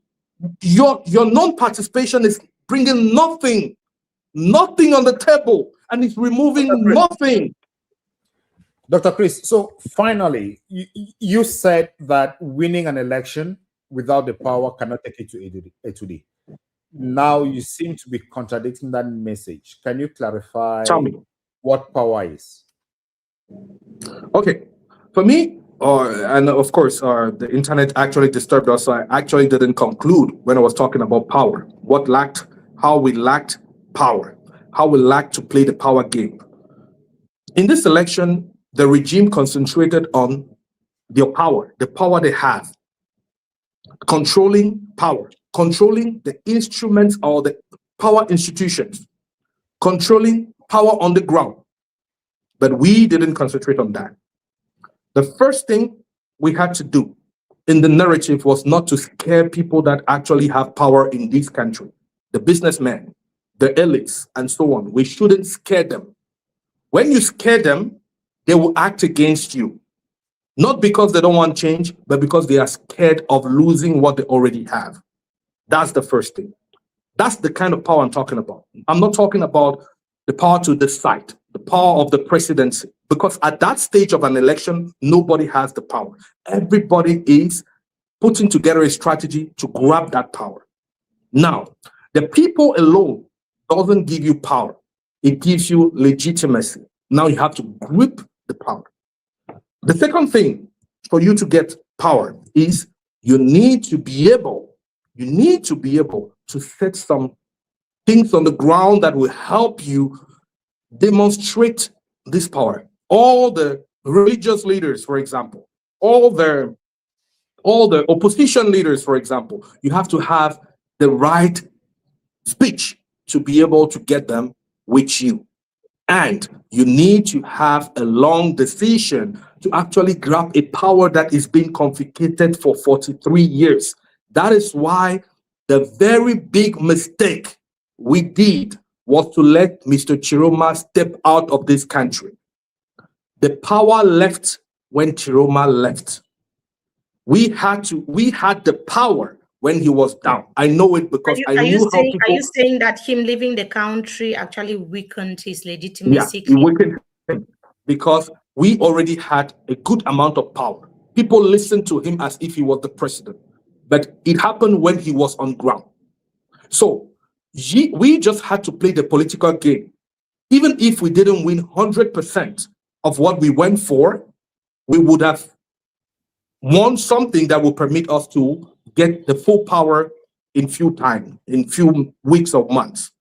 But the fact that he left the ground for which he is supposed to be the supreme, he left the power behind him. And someone went and just took that power away. If he stayed in Cameroon, would he have been Say it again? Would he have been alive and safe if he had stayed in Cameroon? Well, what I can guarantee to you is that from the look of things would have developed very fast if he was still in Cameroon. Because the strategy of the regime also was for him to decide to go away from the country, to go out of the country. That was the strategy, for him to go out of the country. But you were still in control when he left the country, Dr. Chris Maneng. So I didn't have the information. Was to make him say that he will never leave the country. The fight is here, and if he has to die, he will die for his power. That was my communication. You heard it. But you cannot say that. I cannot make him say that, and tomorrow I tell him to leave the country. That decision was taken without my consent. He shouldn't have. If he gave me 2 more weeks, and I can assure you that the regime was panicking, they couldn't do anything because I had already mobilized the United Nations that were there and observing. And exactly when people were trying to do something, the United Nations was calling and saying, don't touch him. They didn't penetrate in the house, not because they didn't have the power to. We had no one. There was no army. If they wanted to get into Chiroma's home, they would have gotten in. You know it. I know it. Everybody knows it. They didn't get in because the pressure was too much, because he had power. He had power. And the UN were, in every second they were calling me. European Union, every second, because they knew who actually had power that time. Once he left, he lost everything. Dr. Chris, I asked a question that you did not answer. Is the divorce between you and President Tchiroma consummated? Okay, this is my response. Who is there behind in my office? I don't think that should be the response, because your answer here now has shown that you are no longer. My answer is in two directions. Okay, the first is you have to think about the bigger picture. You have to think about what is at stake. Here we are talking about a campaign that I know we did brilliant. Everybody could have his opinion. Some people could say you guys won, some people could say you didn't win, and so on. But I know what I feel about this election. Now, the second thing is, do I think that the current strategy is right? I feel not. Now, what do I feel personally about my dad, Tchiroma? I will love him always. Now, what I know is that the effect I had on Mr. Tchiroma is the effect that other people can have on him. It just depends who is around him. Now, what advice would those people give to him? Do they have a bigger picture on what is going on? Do they even know what they are doing? I guess not. Because if they had a bigger picture and they knew exactly where they were going, they will have a simple reading at what is happening and they will say, no, this is not the right direction to go. So I have a problem with the strategy. I don't have a problem with the person. It's my dad. And if I'm doing what I'm doing, although my mandate as their campaign manager is over, if I'm doing this, it's because I feel a sense of responsibility towards him and towards the millions of people, the leaders that came to me millions of times and told me, doctor, we are coming to you to support Tchiroma, to support you because tomorrow we want you to support us to win our cities so that we can impact, so that we can bring change at our little levels. Because if you leave CPDM, be the new mayor of my city, for example, I will still be the one to suffer. My people will still be the one to suffer. Even if we can't have a bigger change from now, we should have small changes at small levels. Yeah, Why would you rob people from that, from having those small changes? Before you come in, Bernard, please, sorry. Dr. Chris Maneng, I wanted to find out from you, why did you stop being the campaign manager of Mr. Tchiroma, since you say the relationship is still good? You've just shown us his picture on your wall. There are also reports that you were no longer loyal to Mr. Tchiroma Bakary, and that you were working, according to the allegations, you're working with members of the Biya government. What would be your reaction to these allegations? Okay, the first thing is that I am a very faithful person, very faithful. I won't say why I'm a faithful person, but I'm very faithful. The second thing is that Mr. Tchiroma,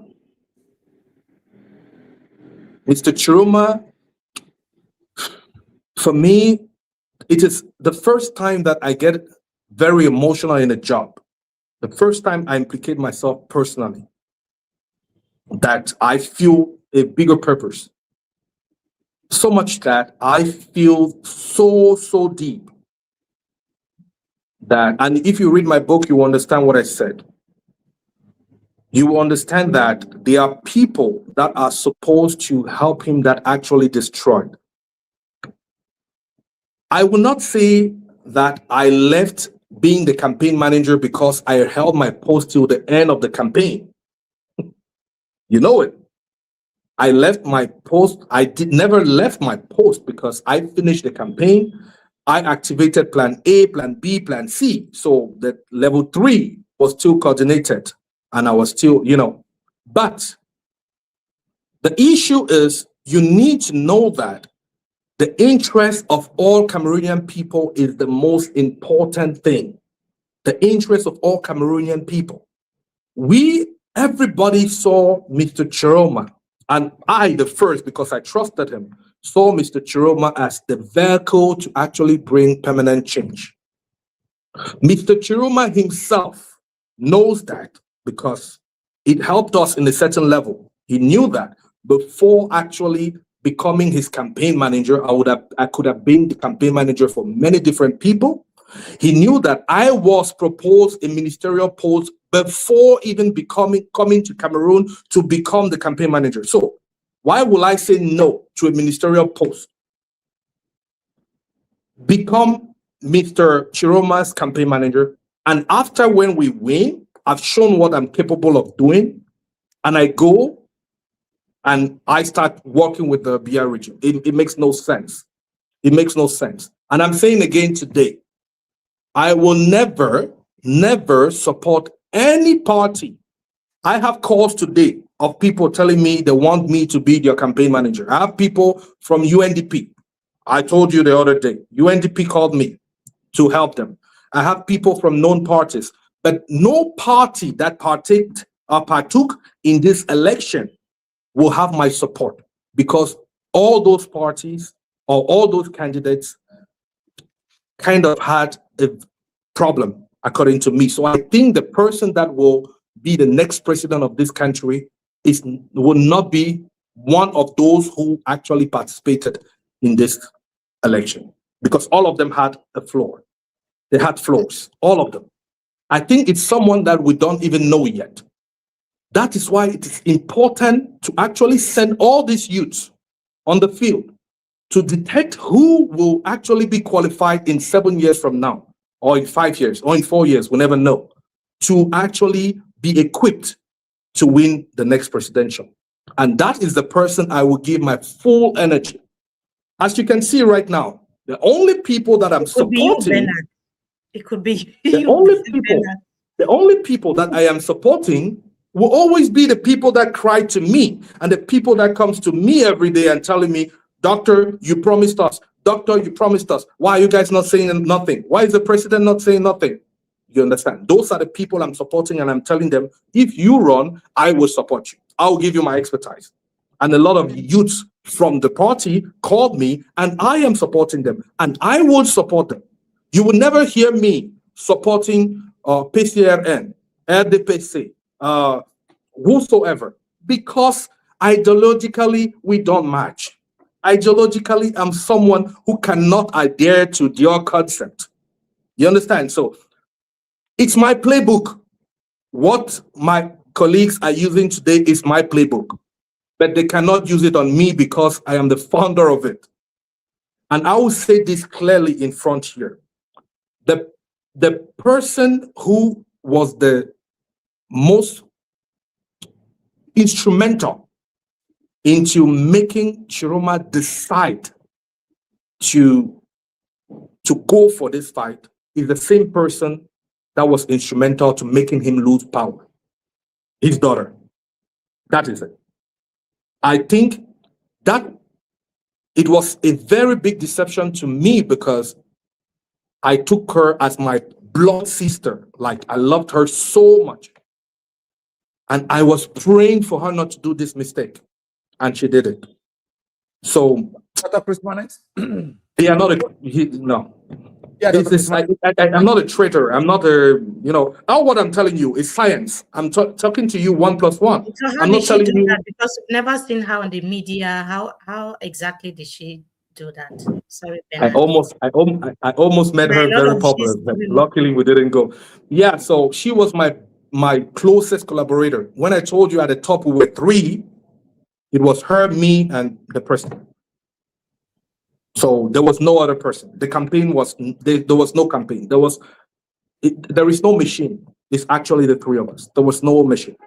But she was very instrumental, because she was this emotional attach that I needed to keep him grounded.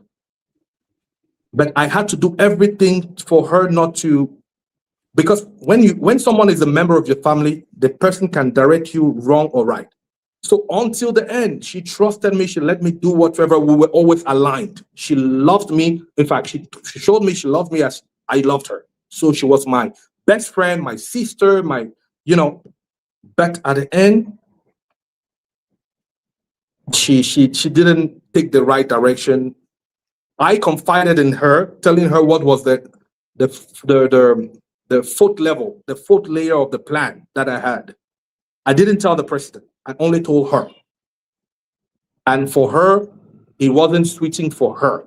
So she decided to create a coup d'etat.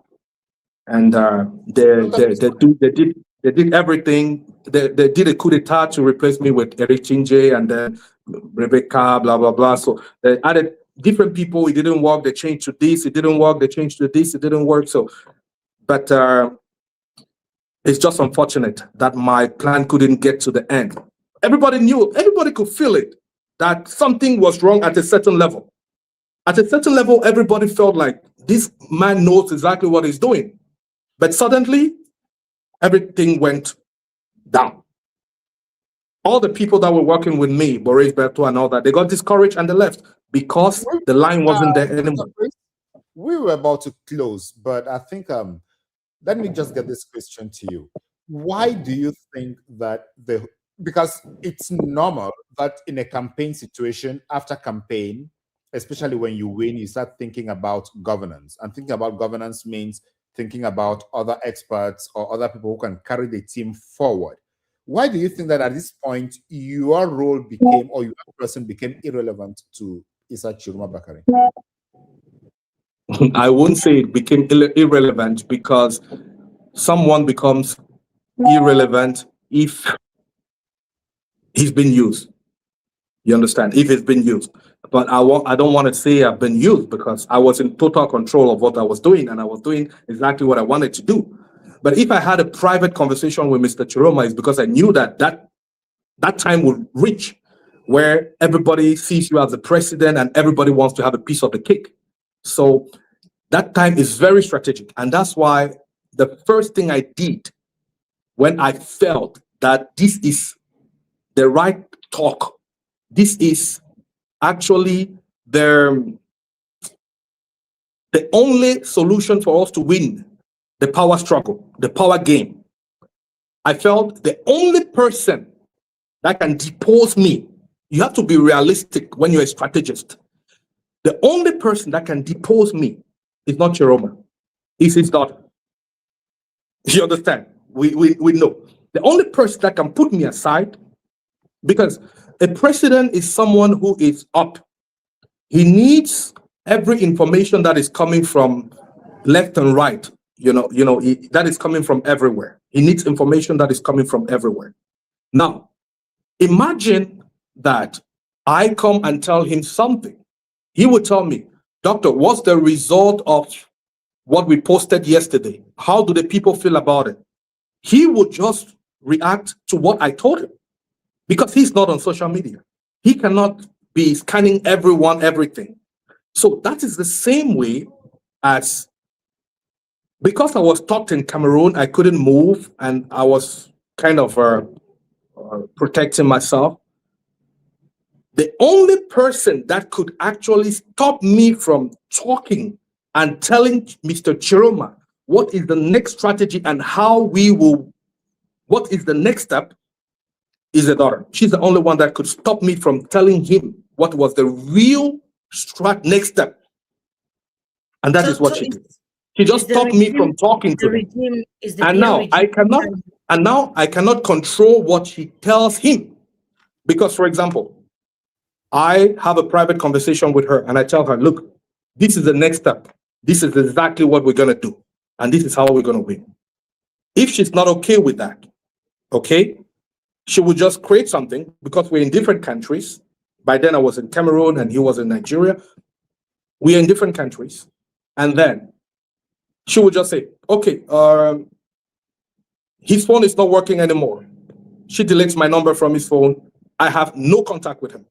Now, if I have no contact with him, and he, the president, knows that I'm his lieutenant, he doesn't see me, hear from me for 2 weeks, for example, he will obviously ask the person he considers to be my sister, "Where is your brother?"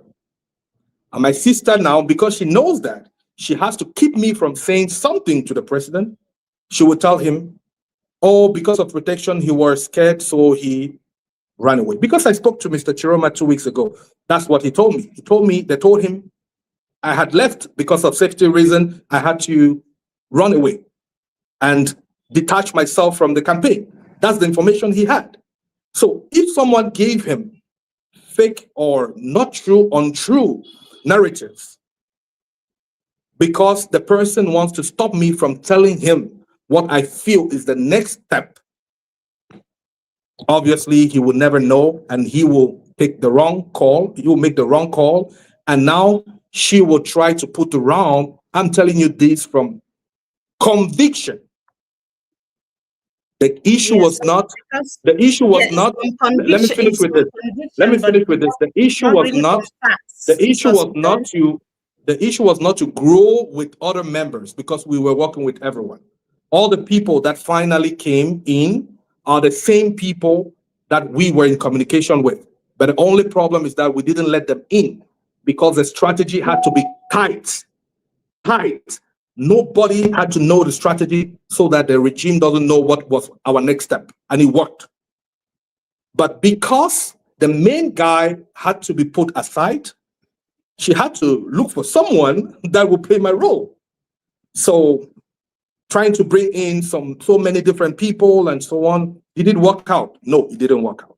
So that is where we are. So if Issa Tchiroma Bakary's team now calls you in to the team and say, I mean, the question was just, what is your strategy now to, because you said you just spoke with He did. I spoke to him. Are you going back? He told me it's good as you actually found a way to come to talk to me. Okay, now what will happen is that after the holidays, we are going to sit and restructure everything. But the problem is not restructuring, because the problem is not about Tchiroma. The problem is not about me. We are fighting a bigger fight. You understand? So once he said that, 2 days later, someone deleted my number from his phone again. You understand? Someone deleted. How do you know that, Dr. Chris? How do you know that? Okay. For example, I speak to him today through a secure line that I got through someone close to him, because the first line was deleted because I shouldn't get to him. Now, I finished talking to him. We are in alignment that there was a misunderstanding. Okay, we are going to set things up. And 1 or 2 days later, you text them and it's not going through again. But you are close to someone. You are close to someone and you are seeing he's calling the person with the same number. You understand? So what is the obvious conclusion? Someone, in fact, I'm saying that because we've done it for other people. So I know the playbook. I created it. So it's not something that I will be, mad about it, because it's not about you're no longer trusted within the current Tchiroma's team. That's the explanation. Just like the former person who claimed like he was a spokesperson and was now speaking on the media. We cannot talk about. First of all, as I explained to you, there is no former person, because as I told you, he was just part of the communicators that we use to go for shows. The boss of communication was me, has always been me. Chris Maneng.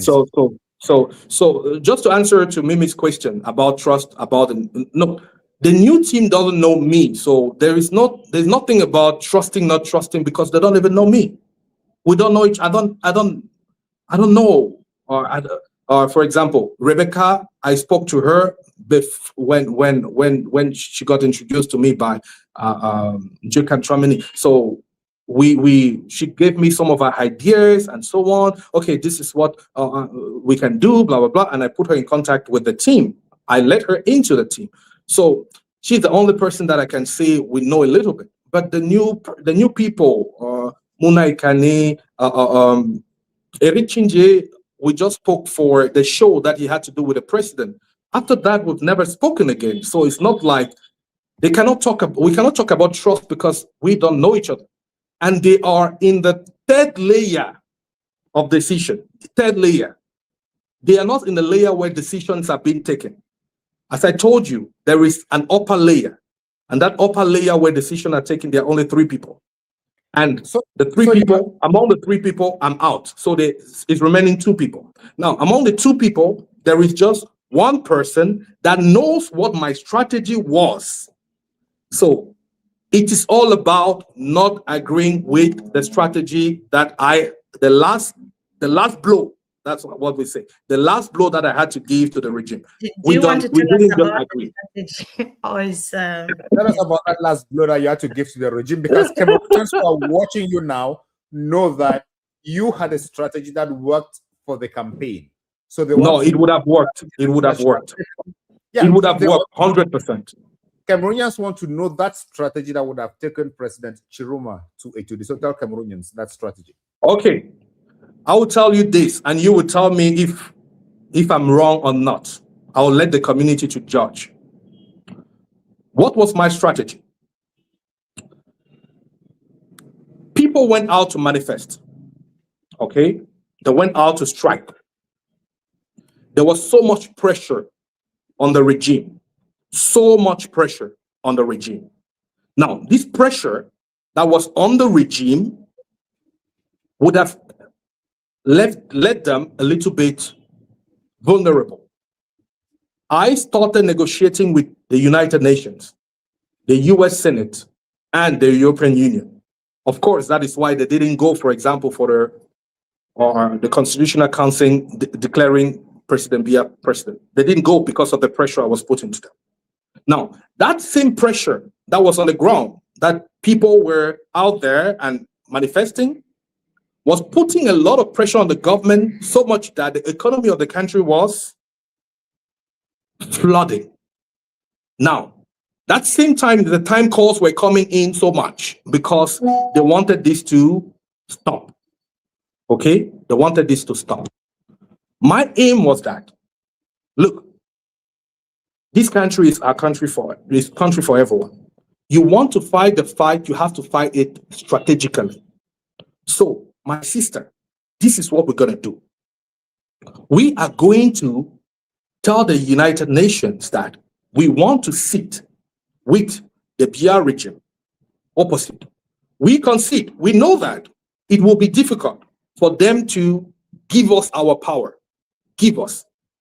But we want to try to sit with them and reason them so that they give us our power.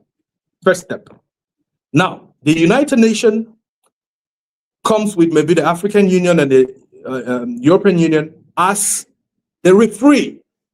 They sit in the middle and they say, okay, because of the goodness of the sub-region, how can both of you solve this issue? At least we sit. But in that condition, we don't want Ngongo. We don't want a collaborator that we judge is not accepted by the people. We want President Biya himself, or he has to nominate someone else to sit. We sit in public because we will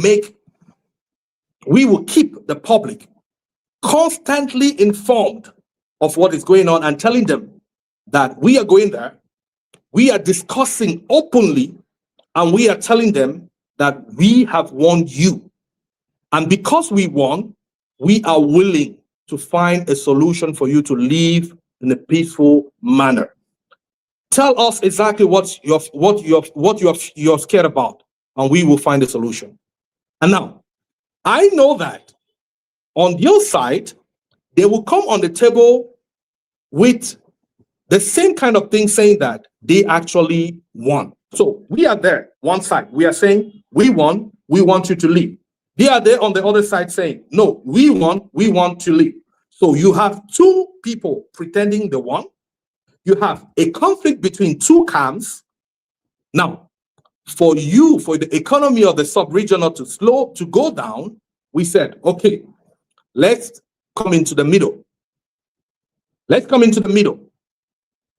My objective, going there, starting by just telling them to leave, was not obviously because in negotiation and geopolitics and diplomacy, you are not going hoping that you will completely have what you're asking.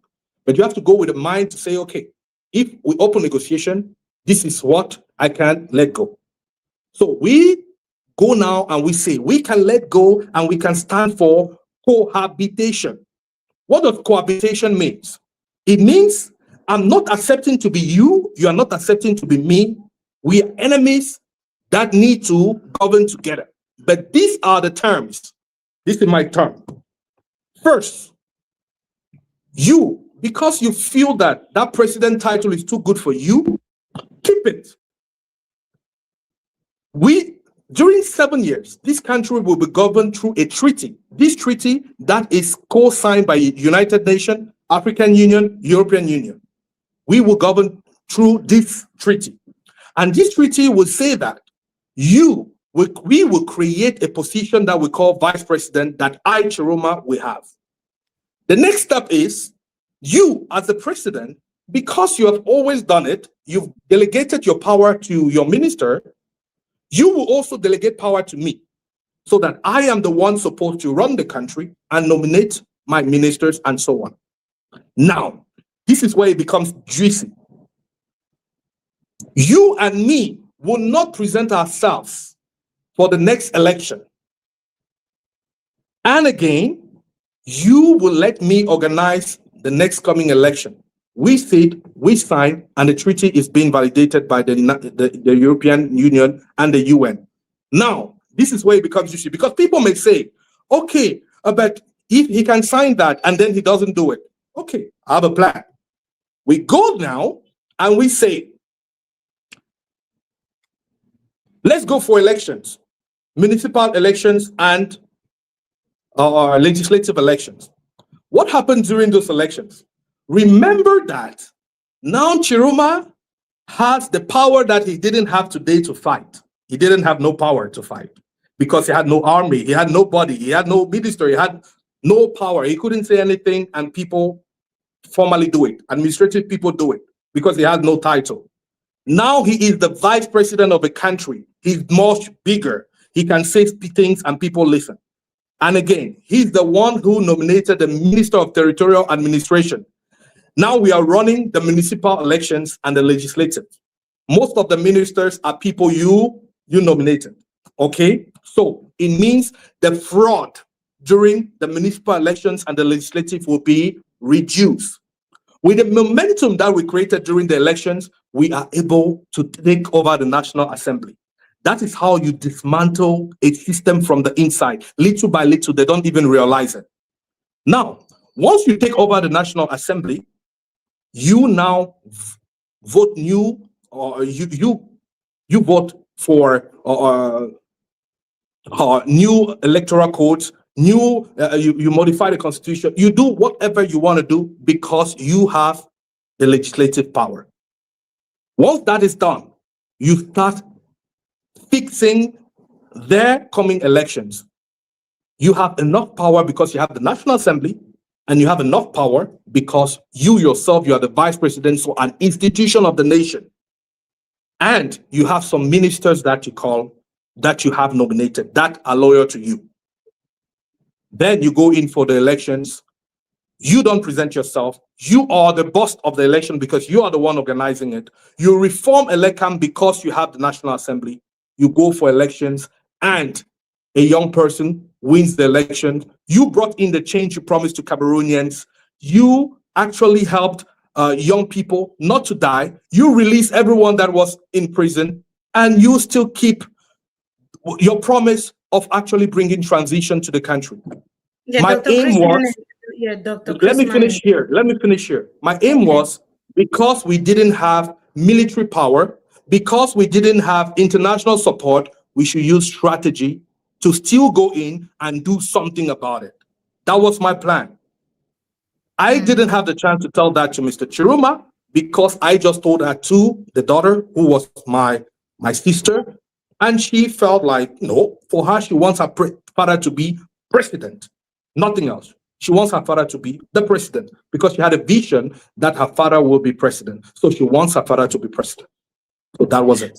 Yes, I wanted to ask about the regime. We've seen a situation like this in Cameroon where there were negotiations between the government and leaders of the separatist movement in the past, and we saw how it ended, and even a national dialogue called You by didn't Paul listen to me. himself, You and he didn't didn't listen to me. attend. No, I did I listen said this, to Mimi. I said it, you. Mimi. You are talking You about go on the table. Listen, the listen UN. carefully because it's very important. You go on the table when you are in a position of power. Position of power. Remember how I started. I said, you have this movement down on the streets where people are doing this, that, and so on. All these things, all this chaos is giving you leverage so that when you go on the table, you have power of negotiation. Business people know that. Once you go with leverage, you can get what you want. Once you lose the leverage, you cannot get what you want anymore. Proof. Before, when all these things were happening, we were receiving calls. The campaign was receiving calls from every direction, was receiving calls from A to D. Once the leverage, and I knew it, that the momentum that we have cannot last for long. You understand? Everybody knew you have to be just a little bit smart to know that we cannot keep this for long. But the strategy is that they don't know that we cannot keep it for long. So the strategy is why we can keep it. Let's try to get something out of it before it dies. Because once it dies and they see that it is dead, they don't care anymore. They don't care. And afterwards, you mentioned they weren't picking up. Say it again.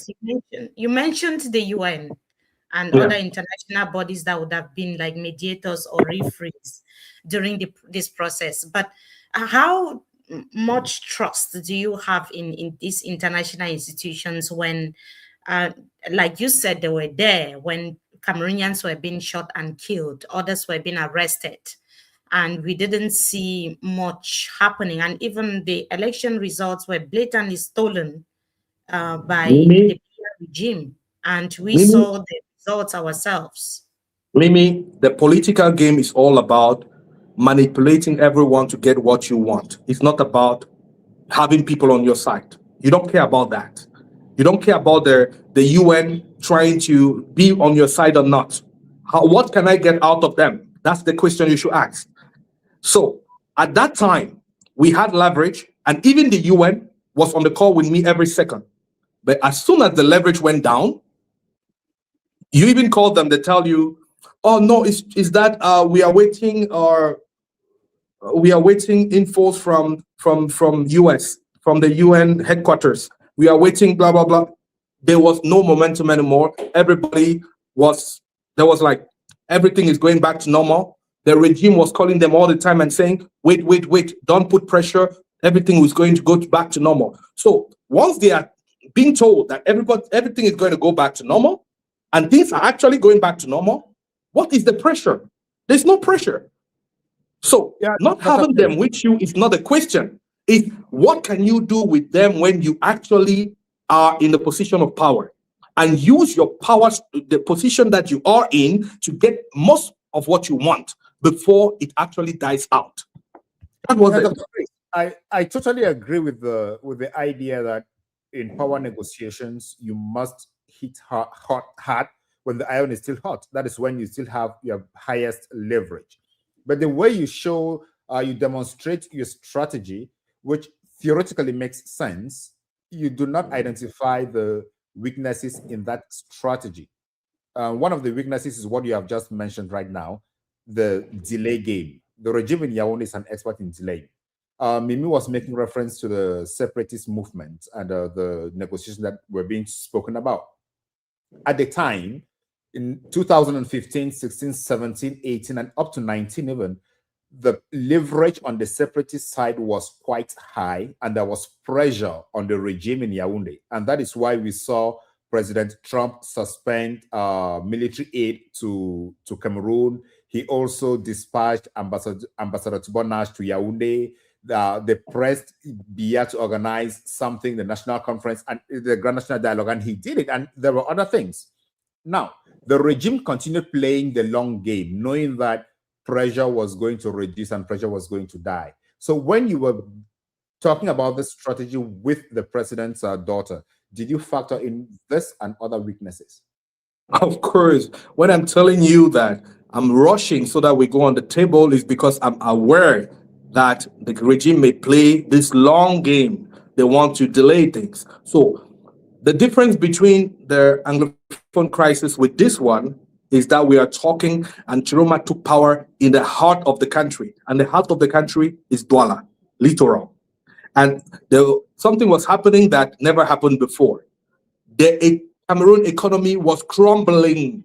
It was down.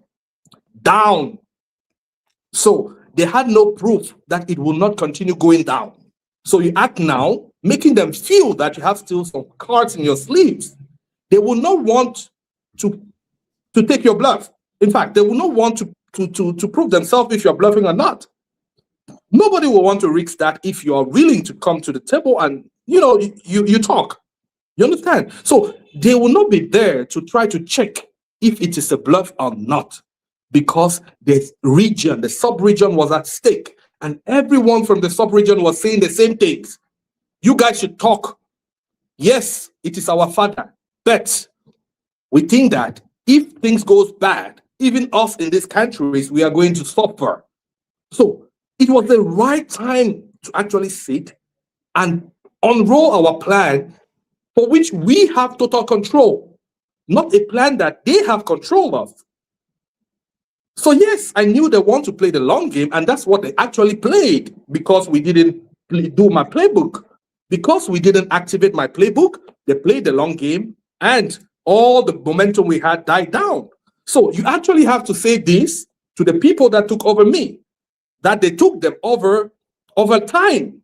But me, my strategy was not to let them roll over time. The pressure was there. The ex-president of Ghana was coming. The European Union was putting pressure. The regime was panicking. The economy was crumbling. That was the time. That was the time. And they were willing to sit and talk. They were willing. They were willing. So, what else? It was a well-thought-of plan, and this is not a plan that I thought of afterwards. It was part of the game. It was just hard to say it. I just had to use nice spoons to actually say it, because it's not easy to say. But I am coming in the space of a strategist. I'm not coming with heart. I'm not coming to say, no, it's my father. And Mr. Tchiroma knew it. Most of the time, when his daughter was saying something, he said, no, I know Dr. Chris is not emotional. He talks professionally. He will tell me what is there. If it's good, he's going to tell me it's good. If it's bad, he's going to tell me it's bad. He knew me about that. I tell him what I think. And I think I'm doing it for the good of the campaign. And it always worked. And he always went my side. So the daughter could be angry the best she could. But if he feels that he has to pass through me and he tells me, doctor, what do you think? Because my daughters are telling me that because they are my daughters. What do you think? I tell him what I feel. And because he's intelligent enough, he'll feel like, yes, let's go this direction.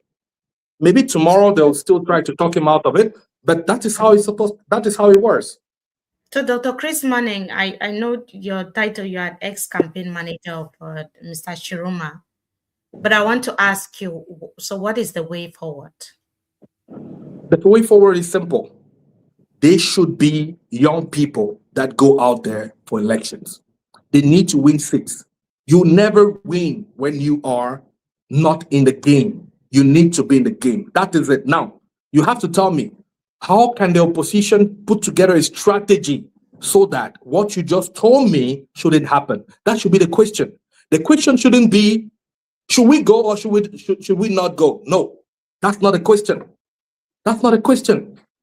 If Mr. Tchiroma won the election, with LDPC say, no, because we thought we won, we are not going for election, it doesn't matter who won or who didn't win. What matters is that every opportunity to win some seats should be taken always. Always. Statistics have shown that in many different countries, that you not participating is never a good thing. The momentum dies down. Once election starts and people start talking about election, nobody will be talking about Tchiroma. And the worst thing is that a very big figure like Kamto is on the game. He's going to take all the momentum for himself, all of it. That is his strategy. Go to Valsero's page. You listen to the narrative. You will know exactly what is your plan, because he's the #1 communicator for Kamto. You will listen. What is the next direction? They are saying, no, Tchiroma was right to say not to go. He should not go, and people should respect him. But you should come and support Maurice Kamto, because Mr. Maurice Kamto is going to do something marvelous. His only opposition is Mr. Biya. He's going to beat him. Why that narrative? Because he needs everyone from Tchiroma to come to him, and he will get back his position. And that's also the reason why maybe he didn't support Mr. Tchiroma, because he couldn't accept that someone else should take his position. Think about that. So as we're winding up this conversation, because I think that you have a lot to talk about, and I think Bernard and I would have more questions, but we cannot spend so many hours. Because Cameroonians, we also take into account their data and so on. So of course. we'll just ask you a few questions before we conclude this conversation. So in your book that is titled Hidden Structure Behind Every Winning Campaign, you're actually arguing that elections are not won on election day. What system are you referring to in the context of Cameroon? Well, in the context of Cameroon, I'm just, in fact, this is just what I'm saying to demonstrate that people think that what we are actually doing, the visible part that we are doing during the campaign, is actually the real campaign. No, that's just a result. Election day is actually the result of a structure that is already put in place. The 3-layer is what wins you an election, not one, not the second, not the third. You need to have visibility, operational layer, and strategic power layer. Because if you have one, you don't have the other. You may win the popular vote, but because Africa is constructed in such a way that if you own the power, you own the office, you need to always battle for the office, for the power. So it is important when you are working for an election, you follow the 3-layer at the same time. The same person who is following the visibility, making the narratives and all that, you also have to be thinking about the operationals on the field, the crowds and all that. The same person has to be talking about the power struggle. How can I get Kamto? How can I get this? And so on. And this is exactly what is happening. Yesterday, we wanted to have Kamto's people. Today, Kamto wants to have our people. Yesterday, Kamto was one of the layers that was important to consider, because he could be a nuisance as it could be favorable. His silence could be also a nuisance to your campaign, because some people will want validation from him. So there are so many parameters that are constituted in the power layer of the campaign. It intervenes post-election and also pre-elections. During that time, there is a power struggle that you have to put in place to get all the leaders behind you, the religious people, the elites, and so on. Imagine we had negotiated with the elites. We had good relationships with the elites. And we had time to tell all the elites that, look, if we are president, you'll be richer again. Okay? Those people will be behind the CPDM's back, will be vouching for us, and will be doing all what they did for CPDM instead for us. You understand? So it's just a game, and you need to be above everything. The bad thing is that we had no money. Now, we know exactly where we have to put more accent. Next time, I can assure you, I'm winning that election, hands down. Hands down. I just need to have a candidate. Or you're going to have a candidate. You want to run? Of course. No. I would never be a candidate. Never, for nothing. I'm not even allowed to, and I can't. But I will go for a candidate that will win this election, for sure. And I know exactly what to do. Exactly. And it starts now. The candidate will not come in 7 years and he'll win the election. No, I need to start the job now. And that's what I'm doing. Have you seen somebody already, or you're still scouting? I'm looking, I'm scouting. And that's why it's important for all these people to go on the field right now to see what they are capable of doing, because power also changes people. I can have my eyes on someone, and 7 years of being maybe a mayor or being maybe in the National Assembly, he changes. And then I say, no, this guy wasn't a good guy. So everyone goes, I monitor and see who actually is the person that can bring change to this country. And this time will be a young person. I'll go for that person. I'll make him the next president. So when do you launch your book? It will be launched Tuesday. Will be open for sales on Tuesday on all platforms. What are the most prominent platforms for those who want to buy? Amazon, eBay, and we have a personal website where people will go and purchase, drchrislandmaneng.com. What about those in Cameroon? Yes, they will buy from the platform, and they will also be able to buy physical copies on site. When are the copies going to be available in Cameroon? That's what I'm saying. Online, it will be available by Tuesday, but offline, it will be available from 1 week from now. The time for it to get from 1 or 2 weeks, the time for it to get from the US to Cameroon. And where is it going to be available at? The books, what are they going to be available at? We are negotiating with all major libraries and supermarkets, Super U, and so on. So yeah, that will be communicated on official social medias when that is really well or structured and out. Are you sure the government would allow the book to be sold in Cameroon? I don't see the reason why they shouldn't, because this is just a manifesto. It's not a tell-all. The tell-all may be coming tomorrow, who knows? But this is a manifesto. Once you read this book, you know exactly how to win an election. So it may even be Tchiroma campaign is just a case study in the manifesto. I'm telling, okay, this is what you need to do in this. These are the layers you need. For example, this is the layer that I used in the Tchiroma campaign, like this, and this is the result it gave. This is what I did good, and this is what I did wrong. This is how you can correct it. It's a manifesto. It's just like a playbook. You just need to use it and make sure that you follow it rightly, and you are sure that you can actually win a local election in Africa. So yes, thank you so much, Dr. Chris Maneng. And he's actually the former campaign manager and spokesperson and former spokesperson of Issa Tchiroma Bakary and the author of The Hidden Structure Behind Every Winning Campaign, joining us today on the conversation decks. I don't know if you have any final words or whether Bernard has any other question to ask. I don't have any other question. I just want to thank the viewers who have been with us throughout the campaign till today. They've been doing a fantastic job, and they've been supporting and giving us the energy to keep going. So we just ask you once more to keep on sharing this content. At least for now, you have a different perspective of the conversation, not what we all see, but how what we saw came to be. And this, I must confess, are the most important parts of any conversation you would like to have. Not what you see, but what was not seen and how what was not seen was going on, because it has a lot of nuances. And Dr. Chris Maneng has not even explored up to 1/1000th of what he saw, what he heard, what he touched, what he perceived. So and what he did. And what he did. So the conversation is always going to continue. And maybe we should plan to have a more detailed conversation after we read the book in detail to see, to explore more, so that our viewers can understand what is in the brain that has just been talking to us now. Yes, like you said earlier, Bernard, the behind the scenes of Issa Tchiroma Bakary's campaign. But Dr. Chris Maneng, thank you so much. I don't know if you have any final words before we. Yeah. So my final question, my final statement is: we are in our country.